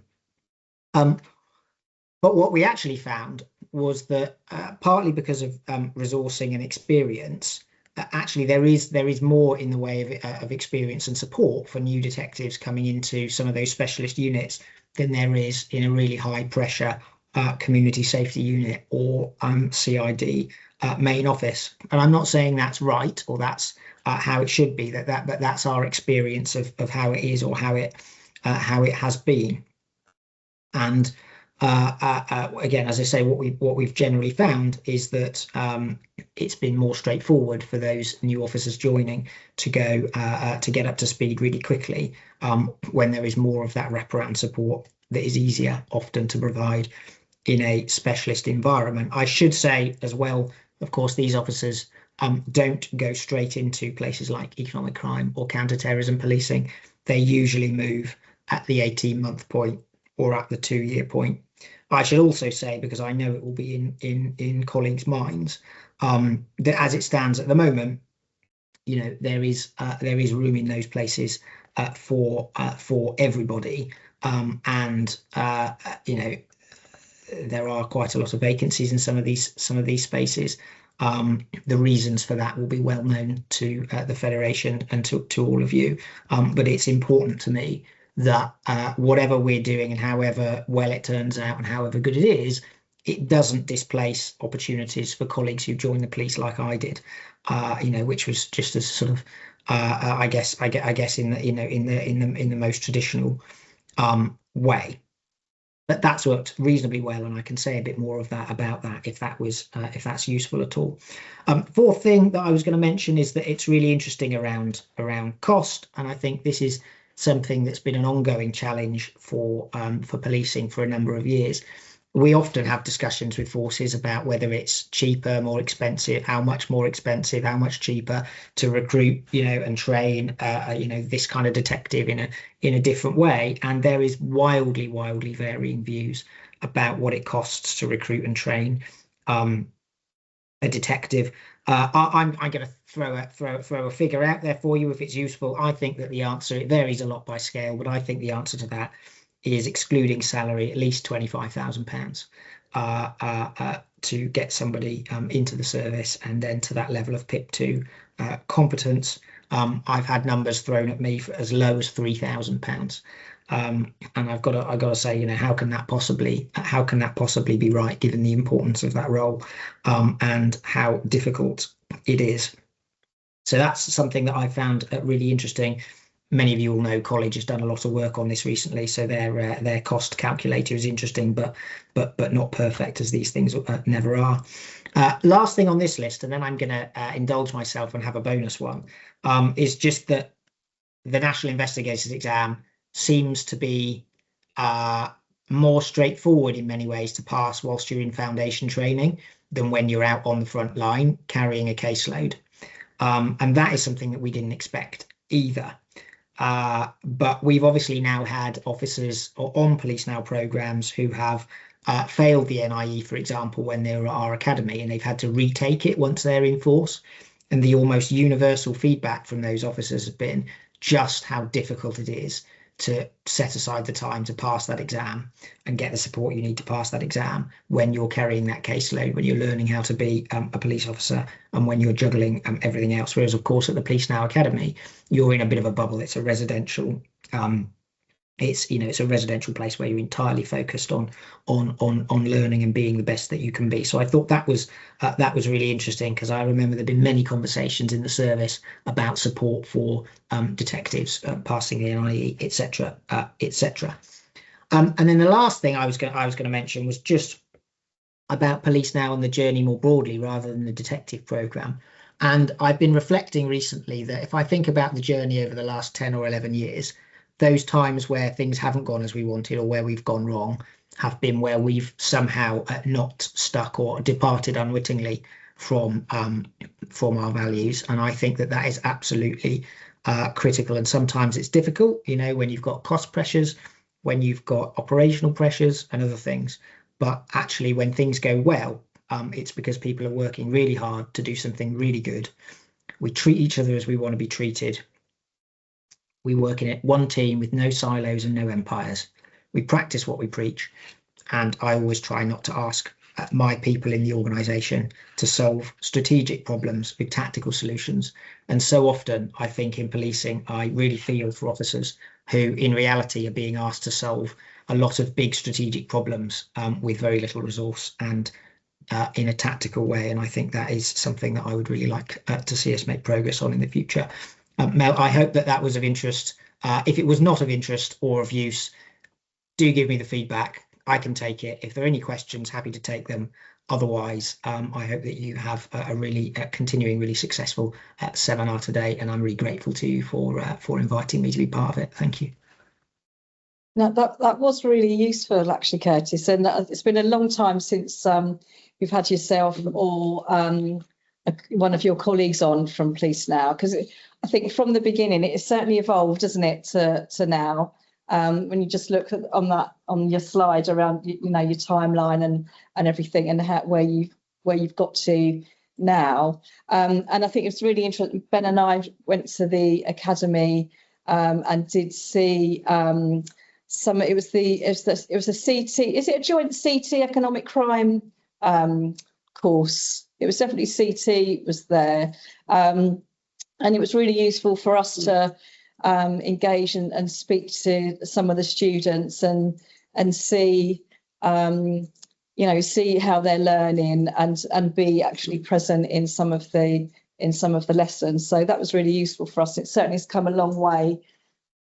Excuse me, I remember. I think in the early days of the detective entry route, with one particular force, I think, really pushing back to their chief about doing that.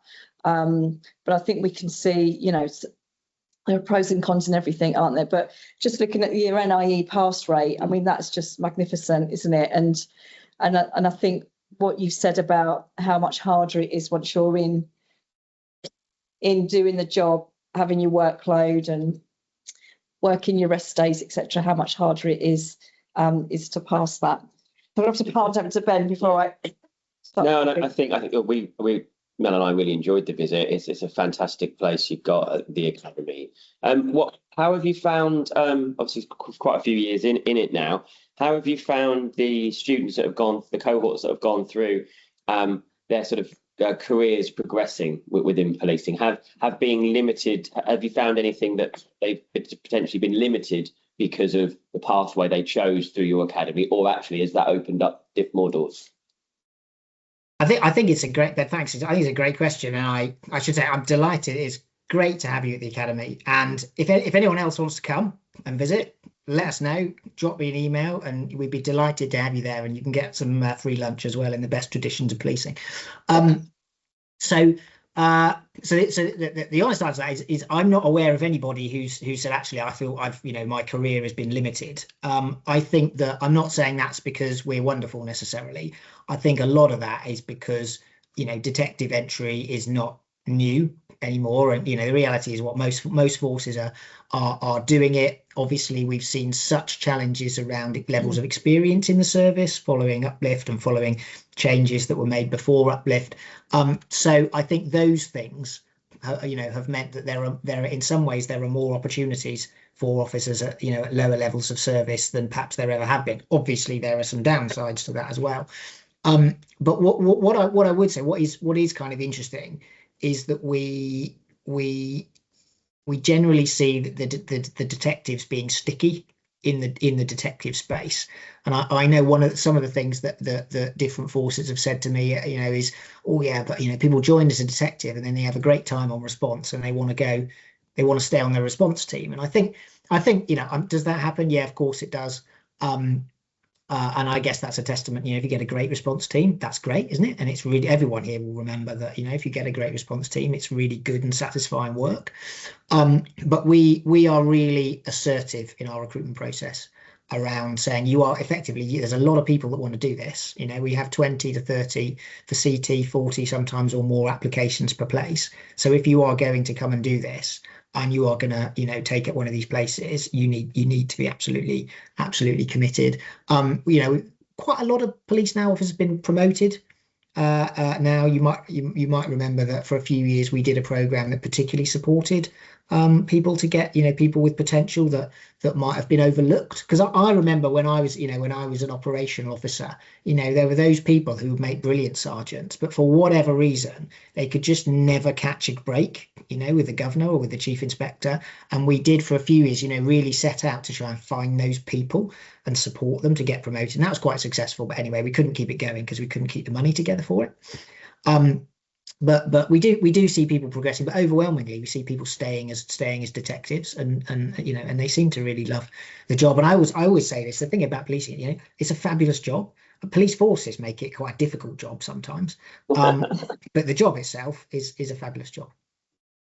Yeah, thank you. You've just touched on something there, Kurtis, around, because I was thinking about the promotion aspect, particularly along the police now routes within CT or economic crime. Then how would that then translate if you've gone into such a specialist role about the promotion, because you may have to come out of there or into another world. But how's that worked out?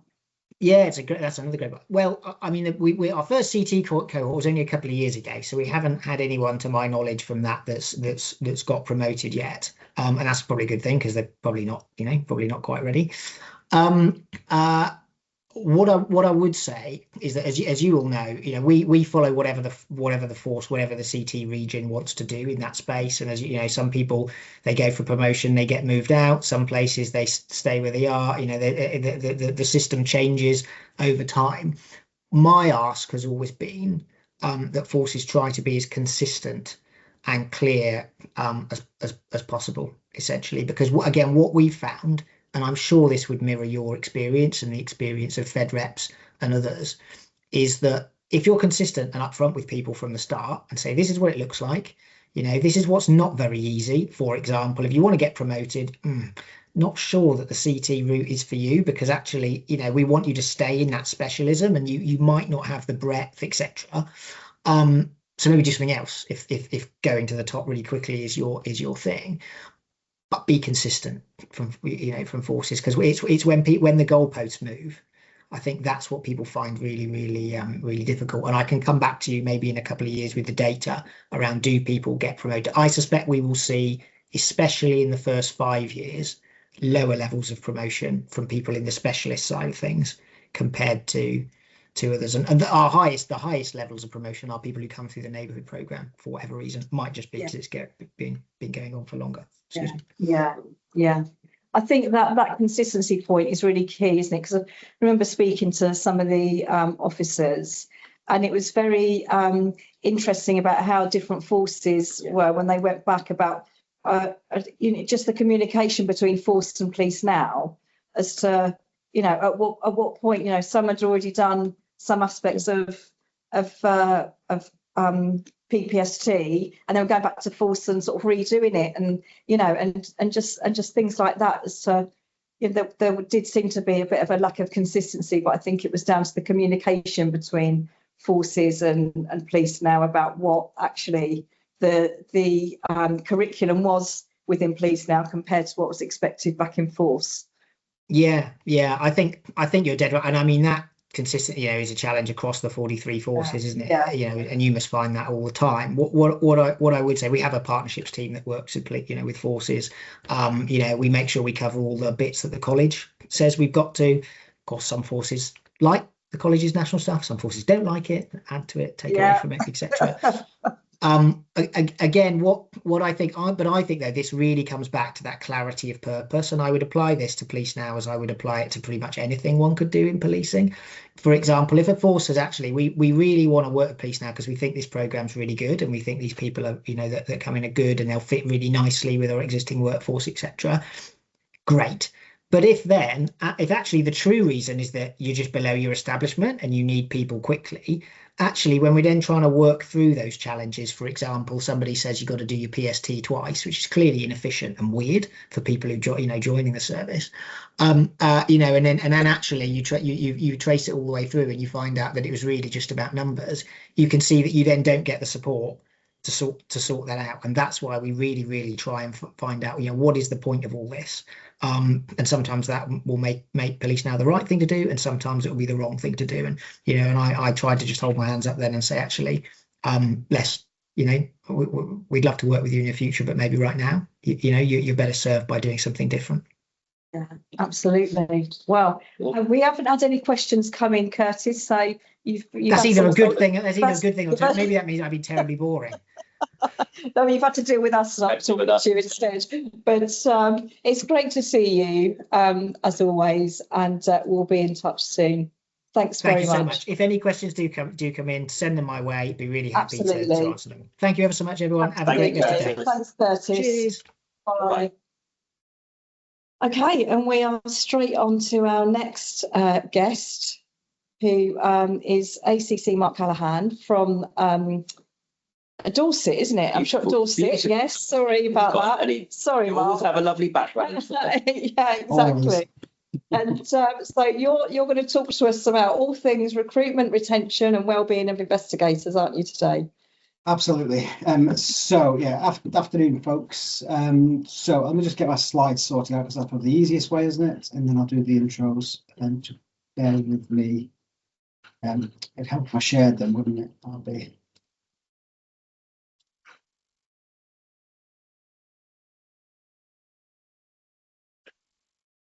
Can you give me a nod whether you can see the slides? Not yet. We'll slide them across and they should come up. There we go. We can see you now. Great. Well, thanks very much.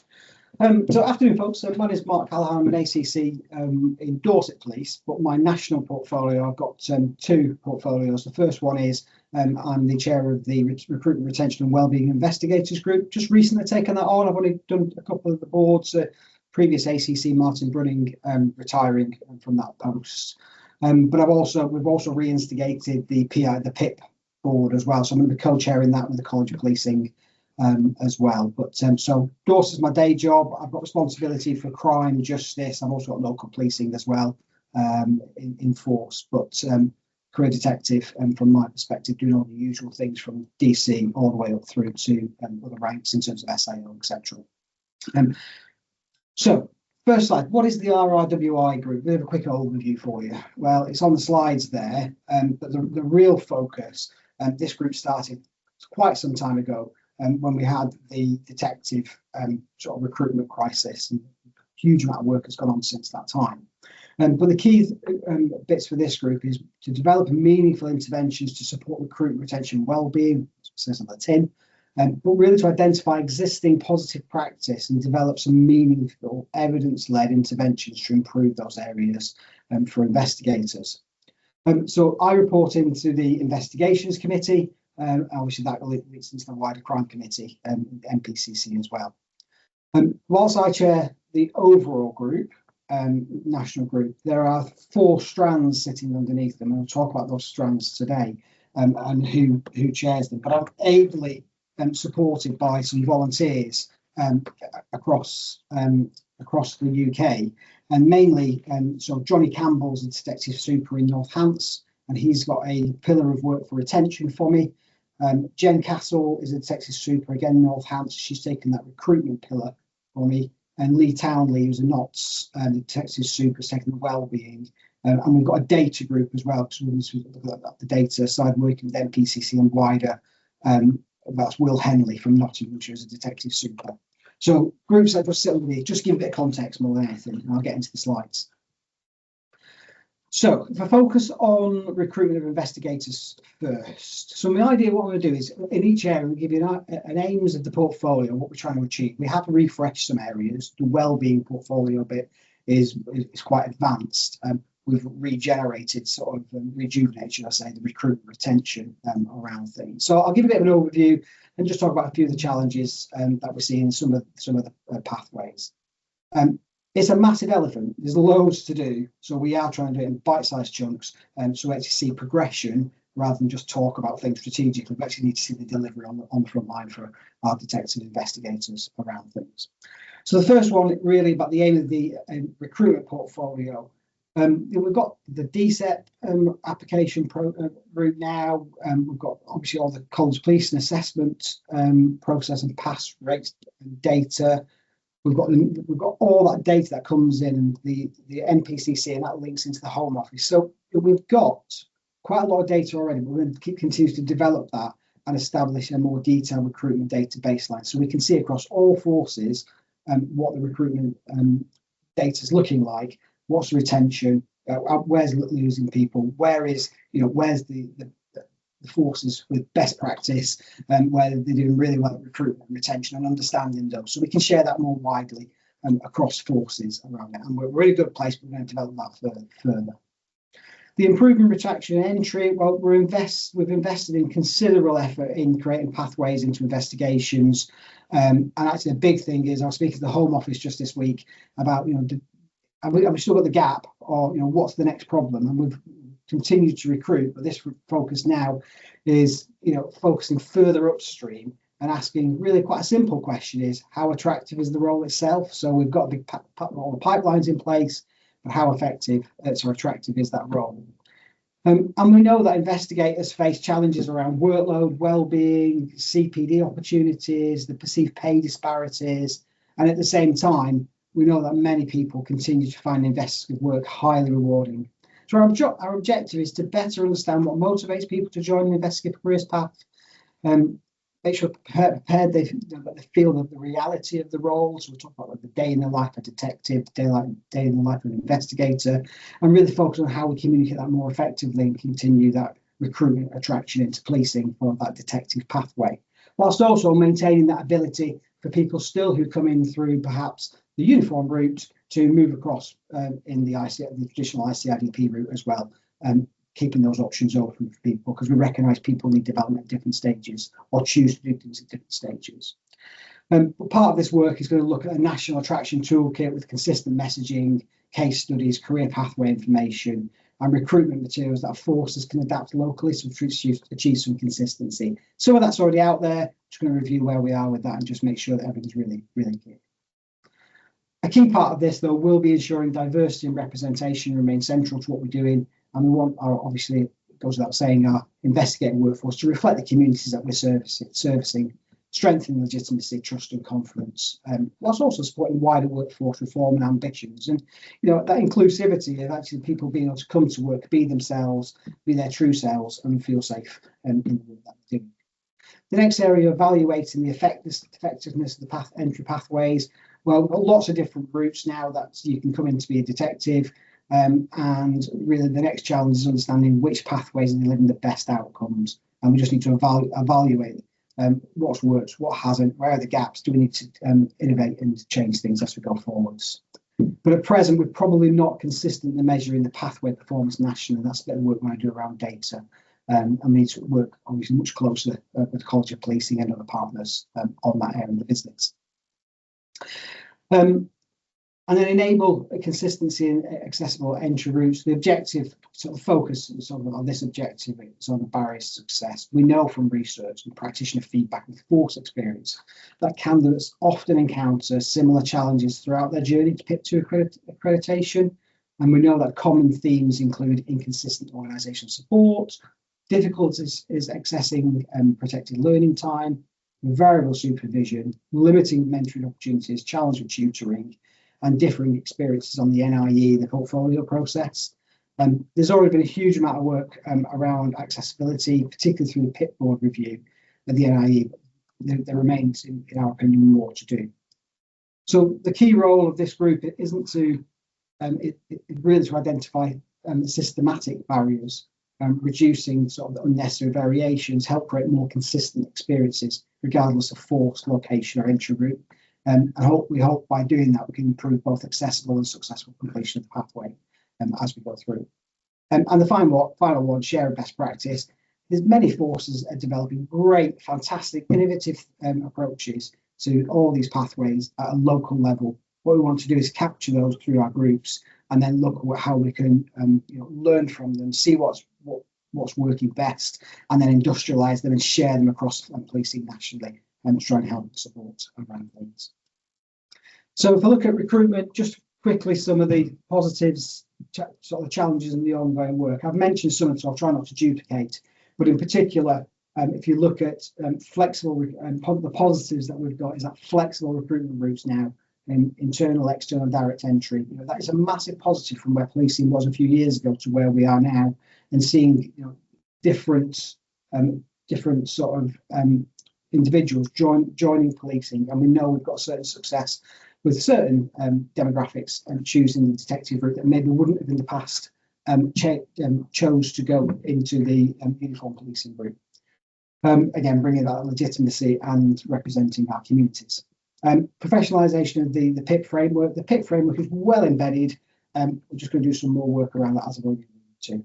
And again, a real focus on candidate experience. And I know you've had, looking at police now, looking at other routes in as well, but really focusing on the experience. Now, a lot with recruitment drive, there's a lot of learning coming out. There's also really good practice that's happening. Some of the challenges, I've already alluded to them: consistent exam support, varying study times, support, reducing the success rate of the NIE. We know some people and some forces, people are having to sit it many times to understand why is that. Is it an individual issue, or is there a theme, a culture of, because that people don't have the time and with everything else that's going on.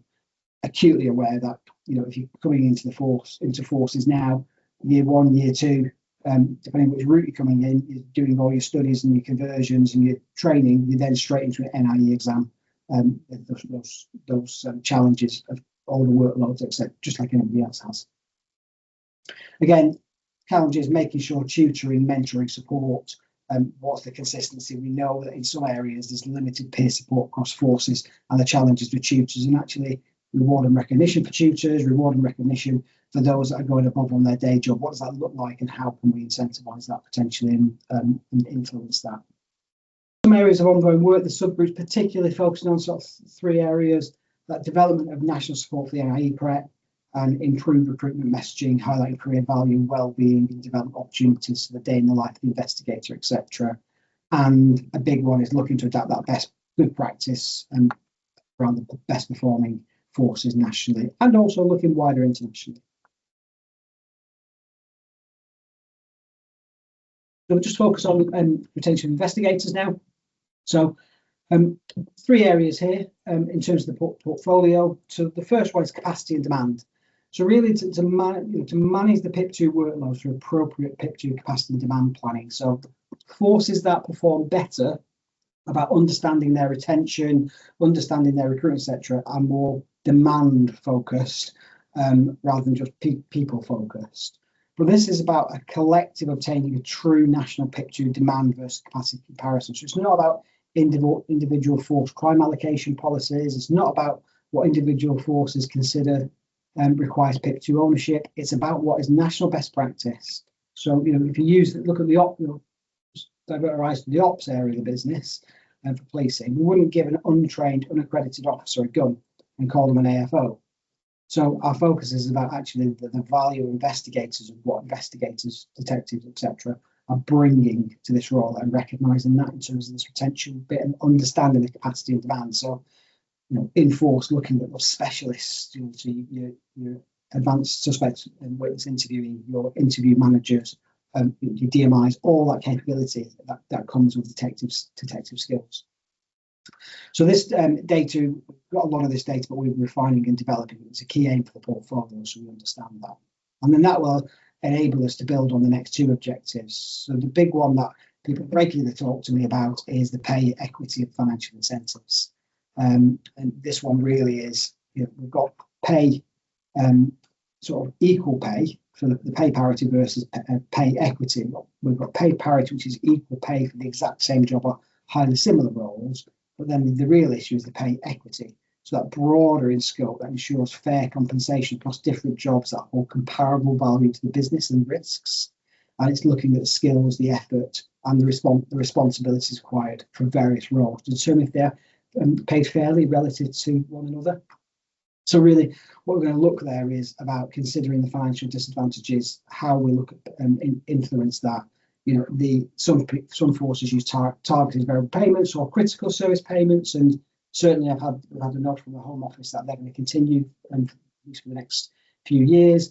But actually, forces use those differently. So there's a bit of work to be done, because those TVPs and critical service payments really do create division as well across forces. So how can we get some more consistency and understand the financial incentives for investigators?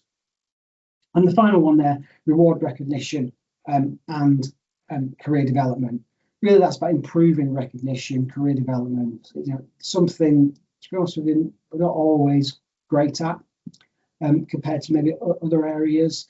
So looking at what are some of the opportunities about consistent CPD. If you think again, put it again to the AFO comparison, the firearms comparison, mandated training, there's a real clear plan of training, CPD, one of our options around the PIP world, around this world, about making sure that we've got some consistent CPD for people. Retention, positive challenges and ongoing work again. So the positives is we've reinvigorated the leadership now in terms of the pillars that we've had great work going on in wellbeing, but reinvigorated them. And through the great work of Will and others, we've got that data focus to understand and address retention pressures. So real positive in the business. So a developing area across all forces, and certainly my force will significantly increase our police staff investigators. When we had the neighbourhood policing grant, we chose to basically recruit PSIs and then move officers who are PIP 1 into neighbourhood roles, really bringing in a career pathway. We've already got PIP 2 PSIs in my force, but actually, and nationally, people are driving that way forwards. But really looking about how we can use that more effectively.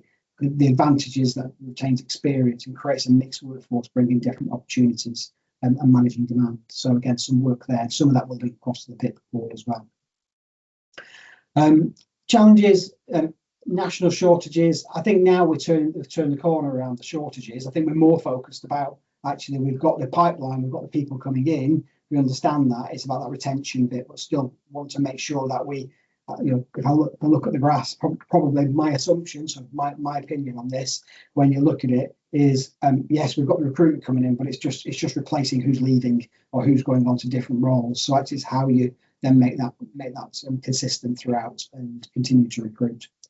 I've already mentioned pay parity, and again, the challenges in this retention work is high workload, the trauma exposure, which will come on to about wellbeing in a second. And that limited recovery time, increasing stress and turnover amongst investigators, and what can we do with that? So there's a link between retention and wellbeing in that area. Some of the key ongoing bits of work in this area that are driving forward the three key things is effective workforce planning, so understanding the vacancies, which I've alluded to, widening the national discussions around pay parity that are informed by evidence, and implementing some effective reward and recognition practices nationally as well for detectives, which I'll be working closely with the Federation on. Just move to the wellbeing of investigators then. So, aims of the portfolio. I've already alluded to the fact that the wellbeing portfolio is probably the most advanced, and they've got an academic reference group. So what that group's trying to do is really understand, and we've partnered with a university, some sort of academics, but really understand what is working. We're linked in with Oscar Kilo, so we're not sort of regurgitating just what Oscar Kilo do, really focusing on those academic evidence-based pieces of work, so then we can test them, make sure that they're working, and then deliver them more widely across forces around things. But it's more about a focus for us on the public health approach to wellbeing. So really trying to understand the cause of the cause rather than just treating the symptoms all the time. Because I think often we do, and I'll often talk about the prevention triangle. So the universal approach is the signposting and people help, self-help, etc. The top of the triangle is that tertiary, those people in crisis, and how do you keep them out of crisis?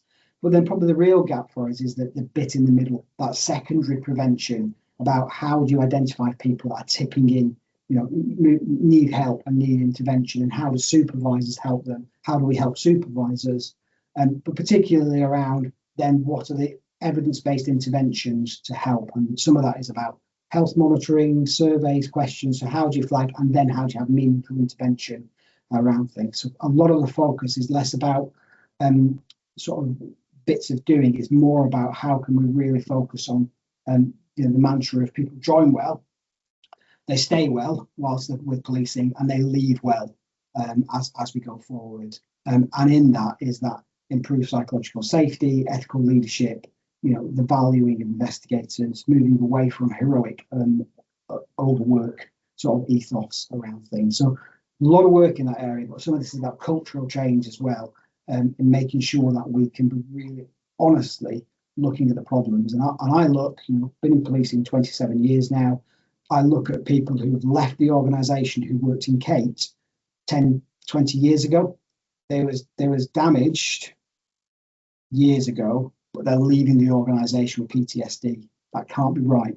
So we need to do meaningful interventions. And we have, as a UK policing and the forces, we have come on a huge amount in terms of how we look after our people. And there's lots of tools out there around things, but it's more than eating well, sleeping well. It's about those other things as well, that mental health support that we need to get in early intervention. So big part of that work in that area. So some of the positives, so the investigative wellbeing has got really strong engagement, growing evidence-based national, so really positive bits here for us. Great positive engagement, and again, the academic group, that's a real positive. It's a strong group. I now, Lee and I have had conversations, I now really want to see all the things we're doing and then turning that into reality on the ground for our people. We know the challenges in wellbeing. It's been not enough bums on seats, high workloads, working hours, limiting the rest, cancelled rest days, all the pressures with the criminal justice system. And I'll always keep going on about the whole system approach with CPS and the criminal justice system, certainly in my area, and I know others do too. But that causing the physical and mental fatigue around our people, and recognising that, and what can you put in to try and help with that.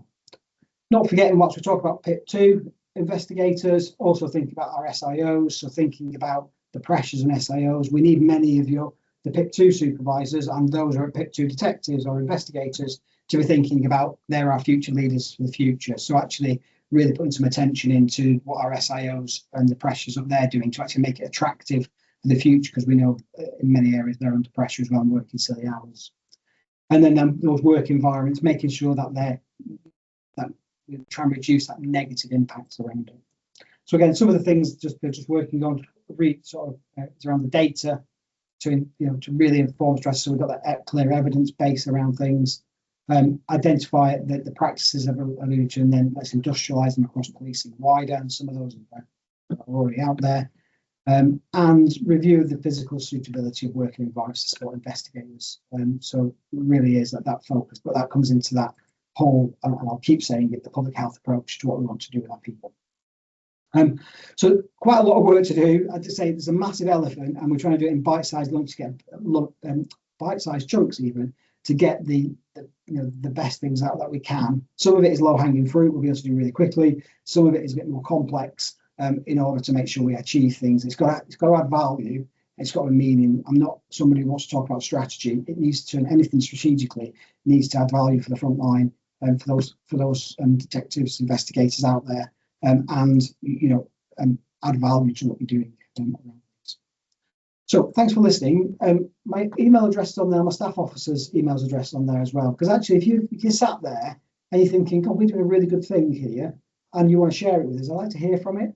And if you think you sat there thinking, actually, I'd like to become a bit involved in some of this work, and you've got you might have done some work around it, certainly sort of your academic roots in, or you're just really passionate about some things, then I'm really interested to hear from you and how you might want to get involved with some of the groups and share. Because actually, whilst we've got strategic work going on, the most important thing is those doing it on the ground, so we can really understand what it feels like and get a real, true, honest view. And I've got my personal mantra: boots on the ground, head in the clouds with the strategy, but my heart with the people. So for me, it's really important. If you're interested, get in touch with us, because I'd love to hear from you and see how you might be able to get involved in just shaping the future. So we've got a great number of detectives, in my opinion, leading the best police force in the world. And I'll stop presenting. Yeah, lovely. Thanks ever so much, Mark. Really appreciate your time today. And I think your last point, we certainly, over the years of when Ben and myself have been part of the National Detective Forum, we had a couple of SIOs that were in that forum as Fed reps, but they then sat on the SIO working group as well and were able to sort of feed in that. And I think they've probably dropped off maybe now over the years, but if there's anybody online, as a Fed rep that wants to be part of that, then do let us know, because I think it's really useful to have that link within areas like the SIO world, etc. But what I was going to say, and you mentioned about sort of how attractive the role is and that retention aspect. We've launched our pay morale survey for this year. It's now every 2 years. It's our sort of flagship survey, which feeds into pay submission, etc. And it, it gives us an awful lot of information and evidence. And we have ensured that there is still a section there about detectives. And so I would just say to everybody that's dialed in today, please do take the time. It takes somewhere between 10 and 22 minutes to complete. But we do want to have that feedback and the evidence around detective work. We ask questions around, do you want to become a detective? If not, why not? We talk about allowances and pay parity, etc. So we do want to know. We think we know the answers already from previous, but we need to have that updated evidence. But I think the retention is really key, isn't it, at the moment? Yeah, and you talked around it. We know across the board, certainly from a DCI perspective, that the amount of hours they're working is excessive. Yeah. They're not necessarily captured. Forces are technically working outside working time regulations, and it's how we bring those back in. And I think if they're the sort of stuff we hope to try and capture within the pay and morale, because obviously then we can feed them back into you, boss. And and I know you're actively always keen for an evidence base to basically to support the brilliant work the portfolio does. So we've certainly presented before to the group the detective specific answers. Yes. And then presented that to the RRWI, so that it's then sort of widely known. So we'll be looking at making that request to the research team once the survey is complete, and then we do have that separate detective outcome of the survey. So hopefully that will be of use to you and us, obviously, as well. Yeah, that would be really good. Yeah, really good. If we can, and we've got a good relationship and everyone sharing. I know we've already met around things, and you've got a standing agenda item on the group as well. Yes, which is great. I would just ask very quickly before you guys, I know we're running short of time now. I did have an inquiry today around detective numbers, and specifically out of the numbers, how many are female. So would the PIP board would be able to, if I I think we can. Yeah, absolutely. Yeah, PIP board, or drop me an email. I can find that out. In terms of that. I will. Yeah. So we can work it through and have a look at that, because that's part of the data that we've got. Yeah. Each force as well does have access to the national data database for detectives. So each force has got the national picture. Of what their numbers are like as well. But send me a line. I can easily get that detail from you. Yeah. Thank you, sir. Thank you as always for your time. I know you're a busy man, and we've got Opline, Dorset's award-winning investigation of the year, presenting in our November or October webinar. So we know there's some amazing work going on in Dorset, and every day. But Opline is a shining example of a phenomenal job. Yeah, it is an amazing job, and for me, thanks to all those listening. Thanks. I know it's policing in its general. We get all the social media interactions, all the battering that we get, but you speak to the public. Investigators, detectives turning up, cops generally turning up, but the role of detectives, I see amazing results day in, day out. I've put some really nasty people behind bars, and that's because we've got really good detectives dealing with these really serious crimes around things. And it's just, for me, a heartfelt thank you to everybody who's here today to say thanks. You're doing an amazing job, and we couldn't do what we do without you, so thank you. Well, that brings to a close the detective seminar today. Thank you for everyone who's watched live. I know people have had to come in and out, operational cops. Thanks for everyone who's going to watch it on the link and on the Teams. If we could, if you've got any comments, any feedback about how we can make this next year's events, if you've got any really good jobs locally, obviously please encourage people to put them forward for the investigation of the year. But we're always happy to do different kinds of case studies, innovative investigations that take, investigations down different routes, interesting forensic techniques, anything. So, but also tell us what you'd like to see. And Mel and I are pretty good at finding people to speak. Mel. Yeah, absolutely. We're still, committed to doing webinars, bespoke webinars for detectives or investigators. So, if there is a good job, or you know of somebody that would make a great speaker for a webinar and also a seminar like this for a number of hours, then do let us know. But I think we've got a QR code, have we, Jen, for any feedback? And I will just say another thank you to Quick Mortgages for sponsoring our detective events and webinars, etc. And also they sponsor our awards, so we couldn't do those without them. So just in closing, every branch, every federation has got a detective lead.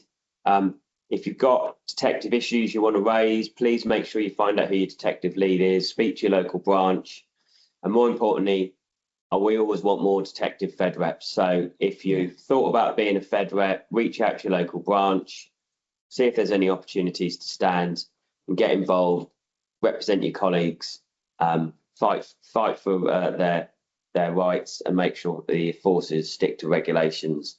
It is an additional job on top of your day job, but I can promise you it's really rewarding. So just in close, Mel, any final comments? No, I think we'll bring the QR code on for you. We'll leave it up there for a few seconds for you before we close everything down. But do share your thoughts. Let us know what you thought was good, what could be better, and any thoughts for the future. We really appreciate you spending a few hours with us today. And for those that had to drop off, no issues whatsoever. And hope you get back to being able to watch the rest of the webinar that you missed off. Yeah. So thanks very much, everybody, and we'll see you soon. Thanks very much. Goodbye.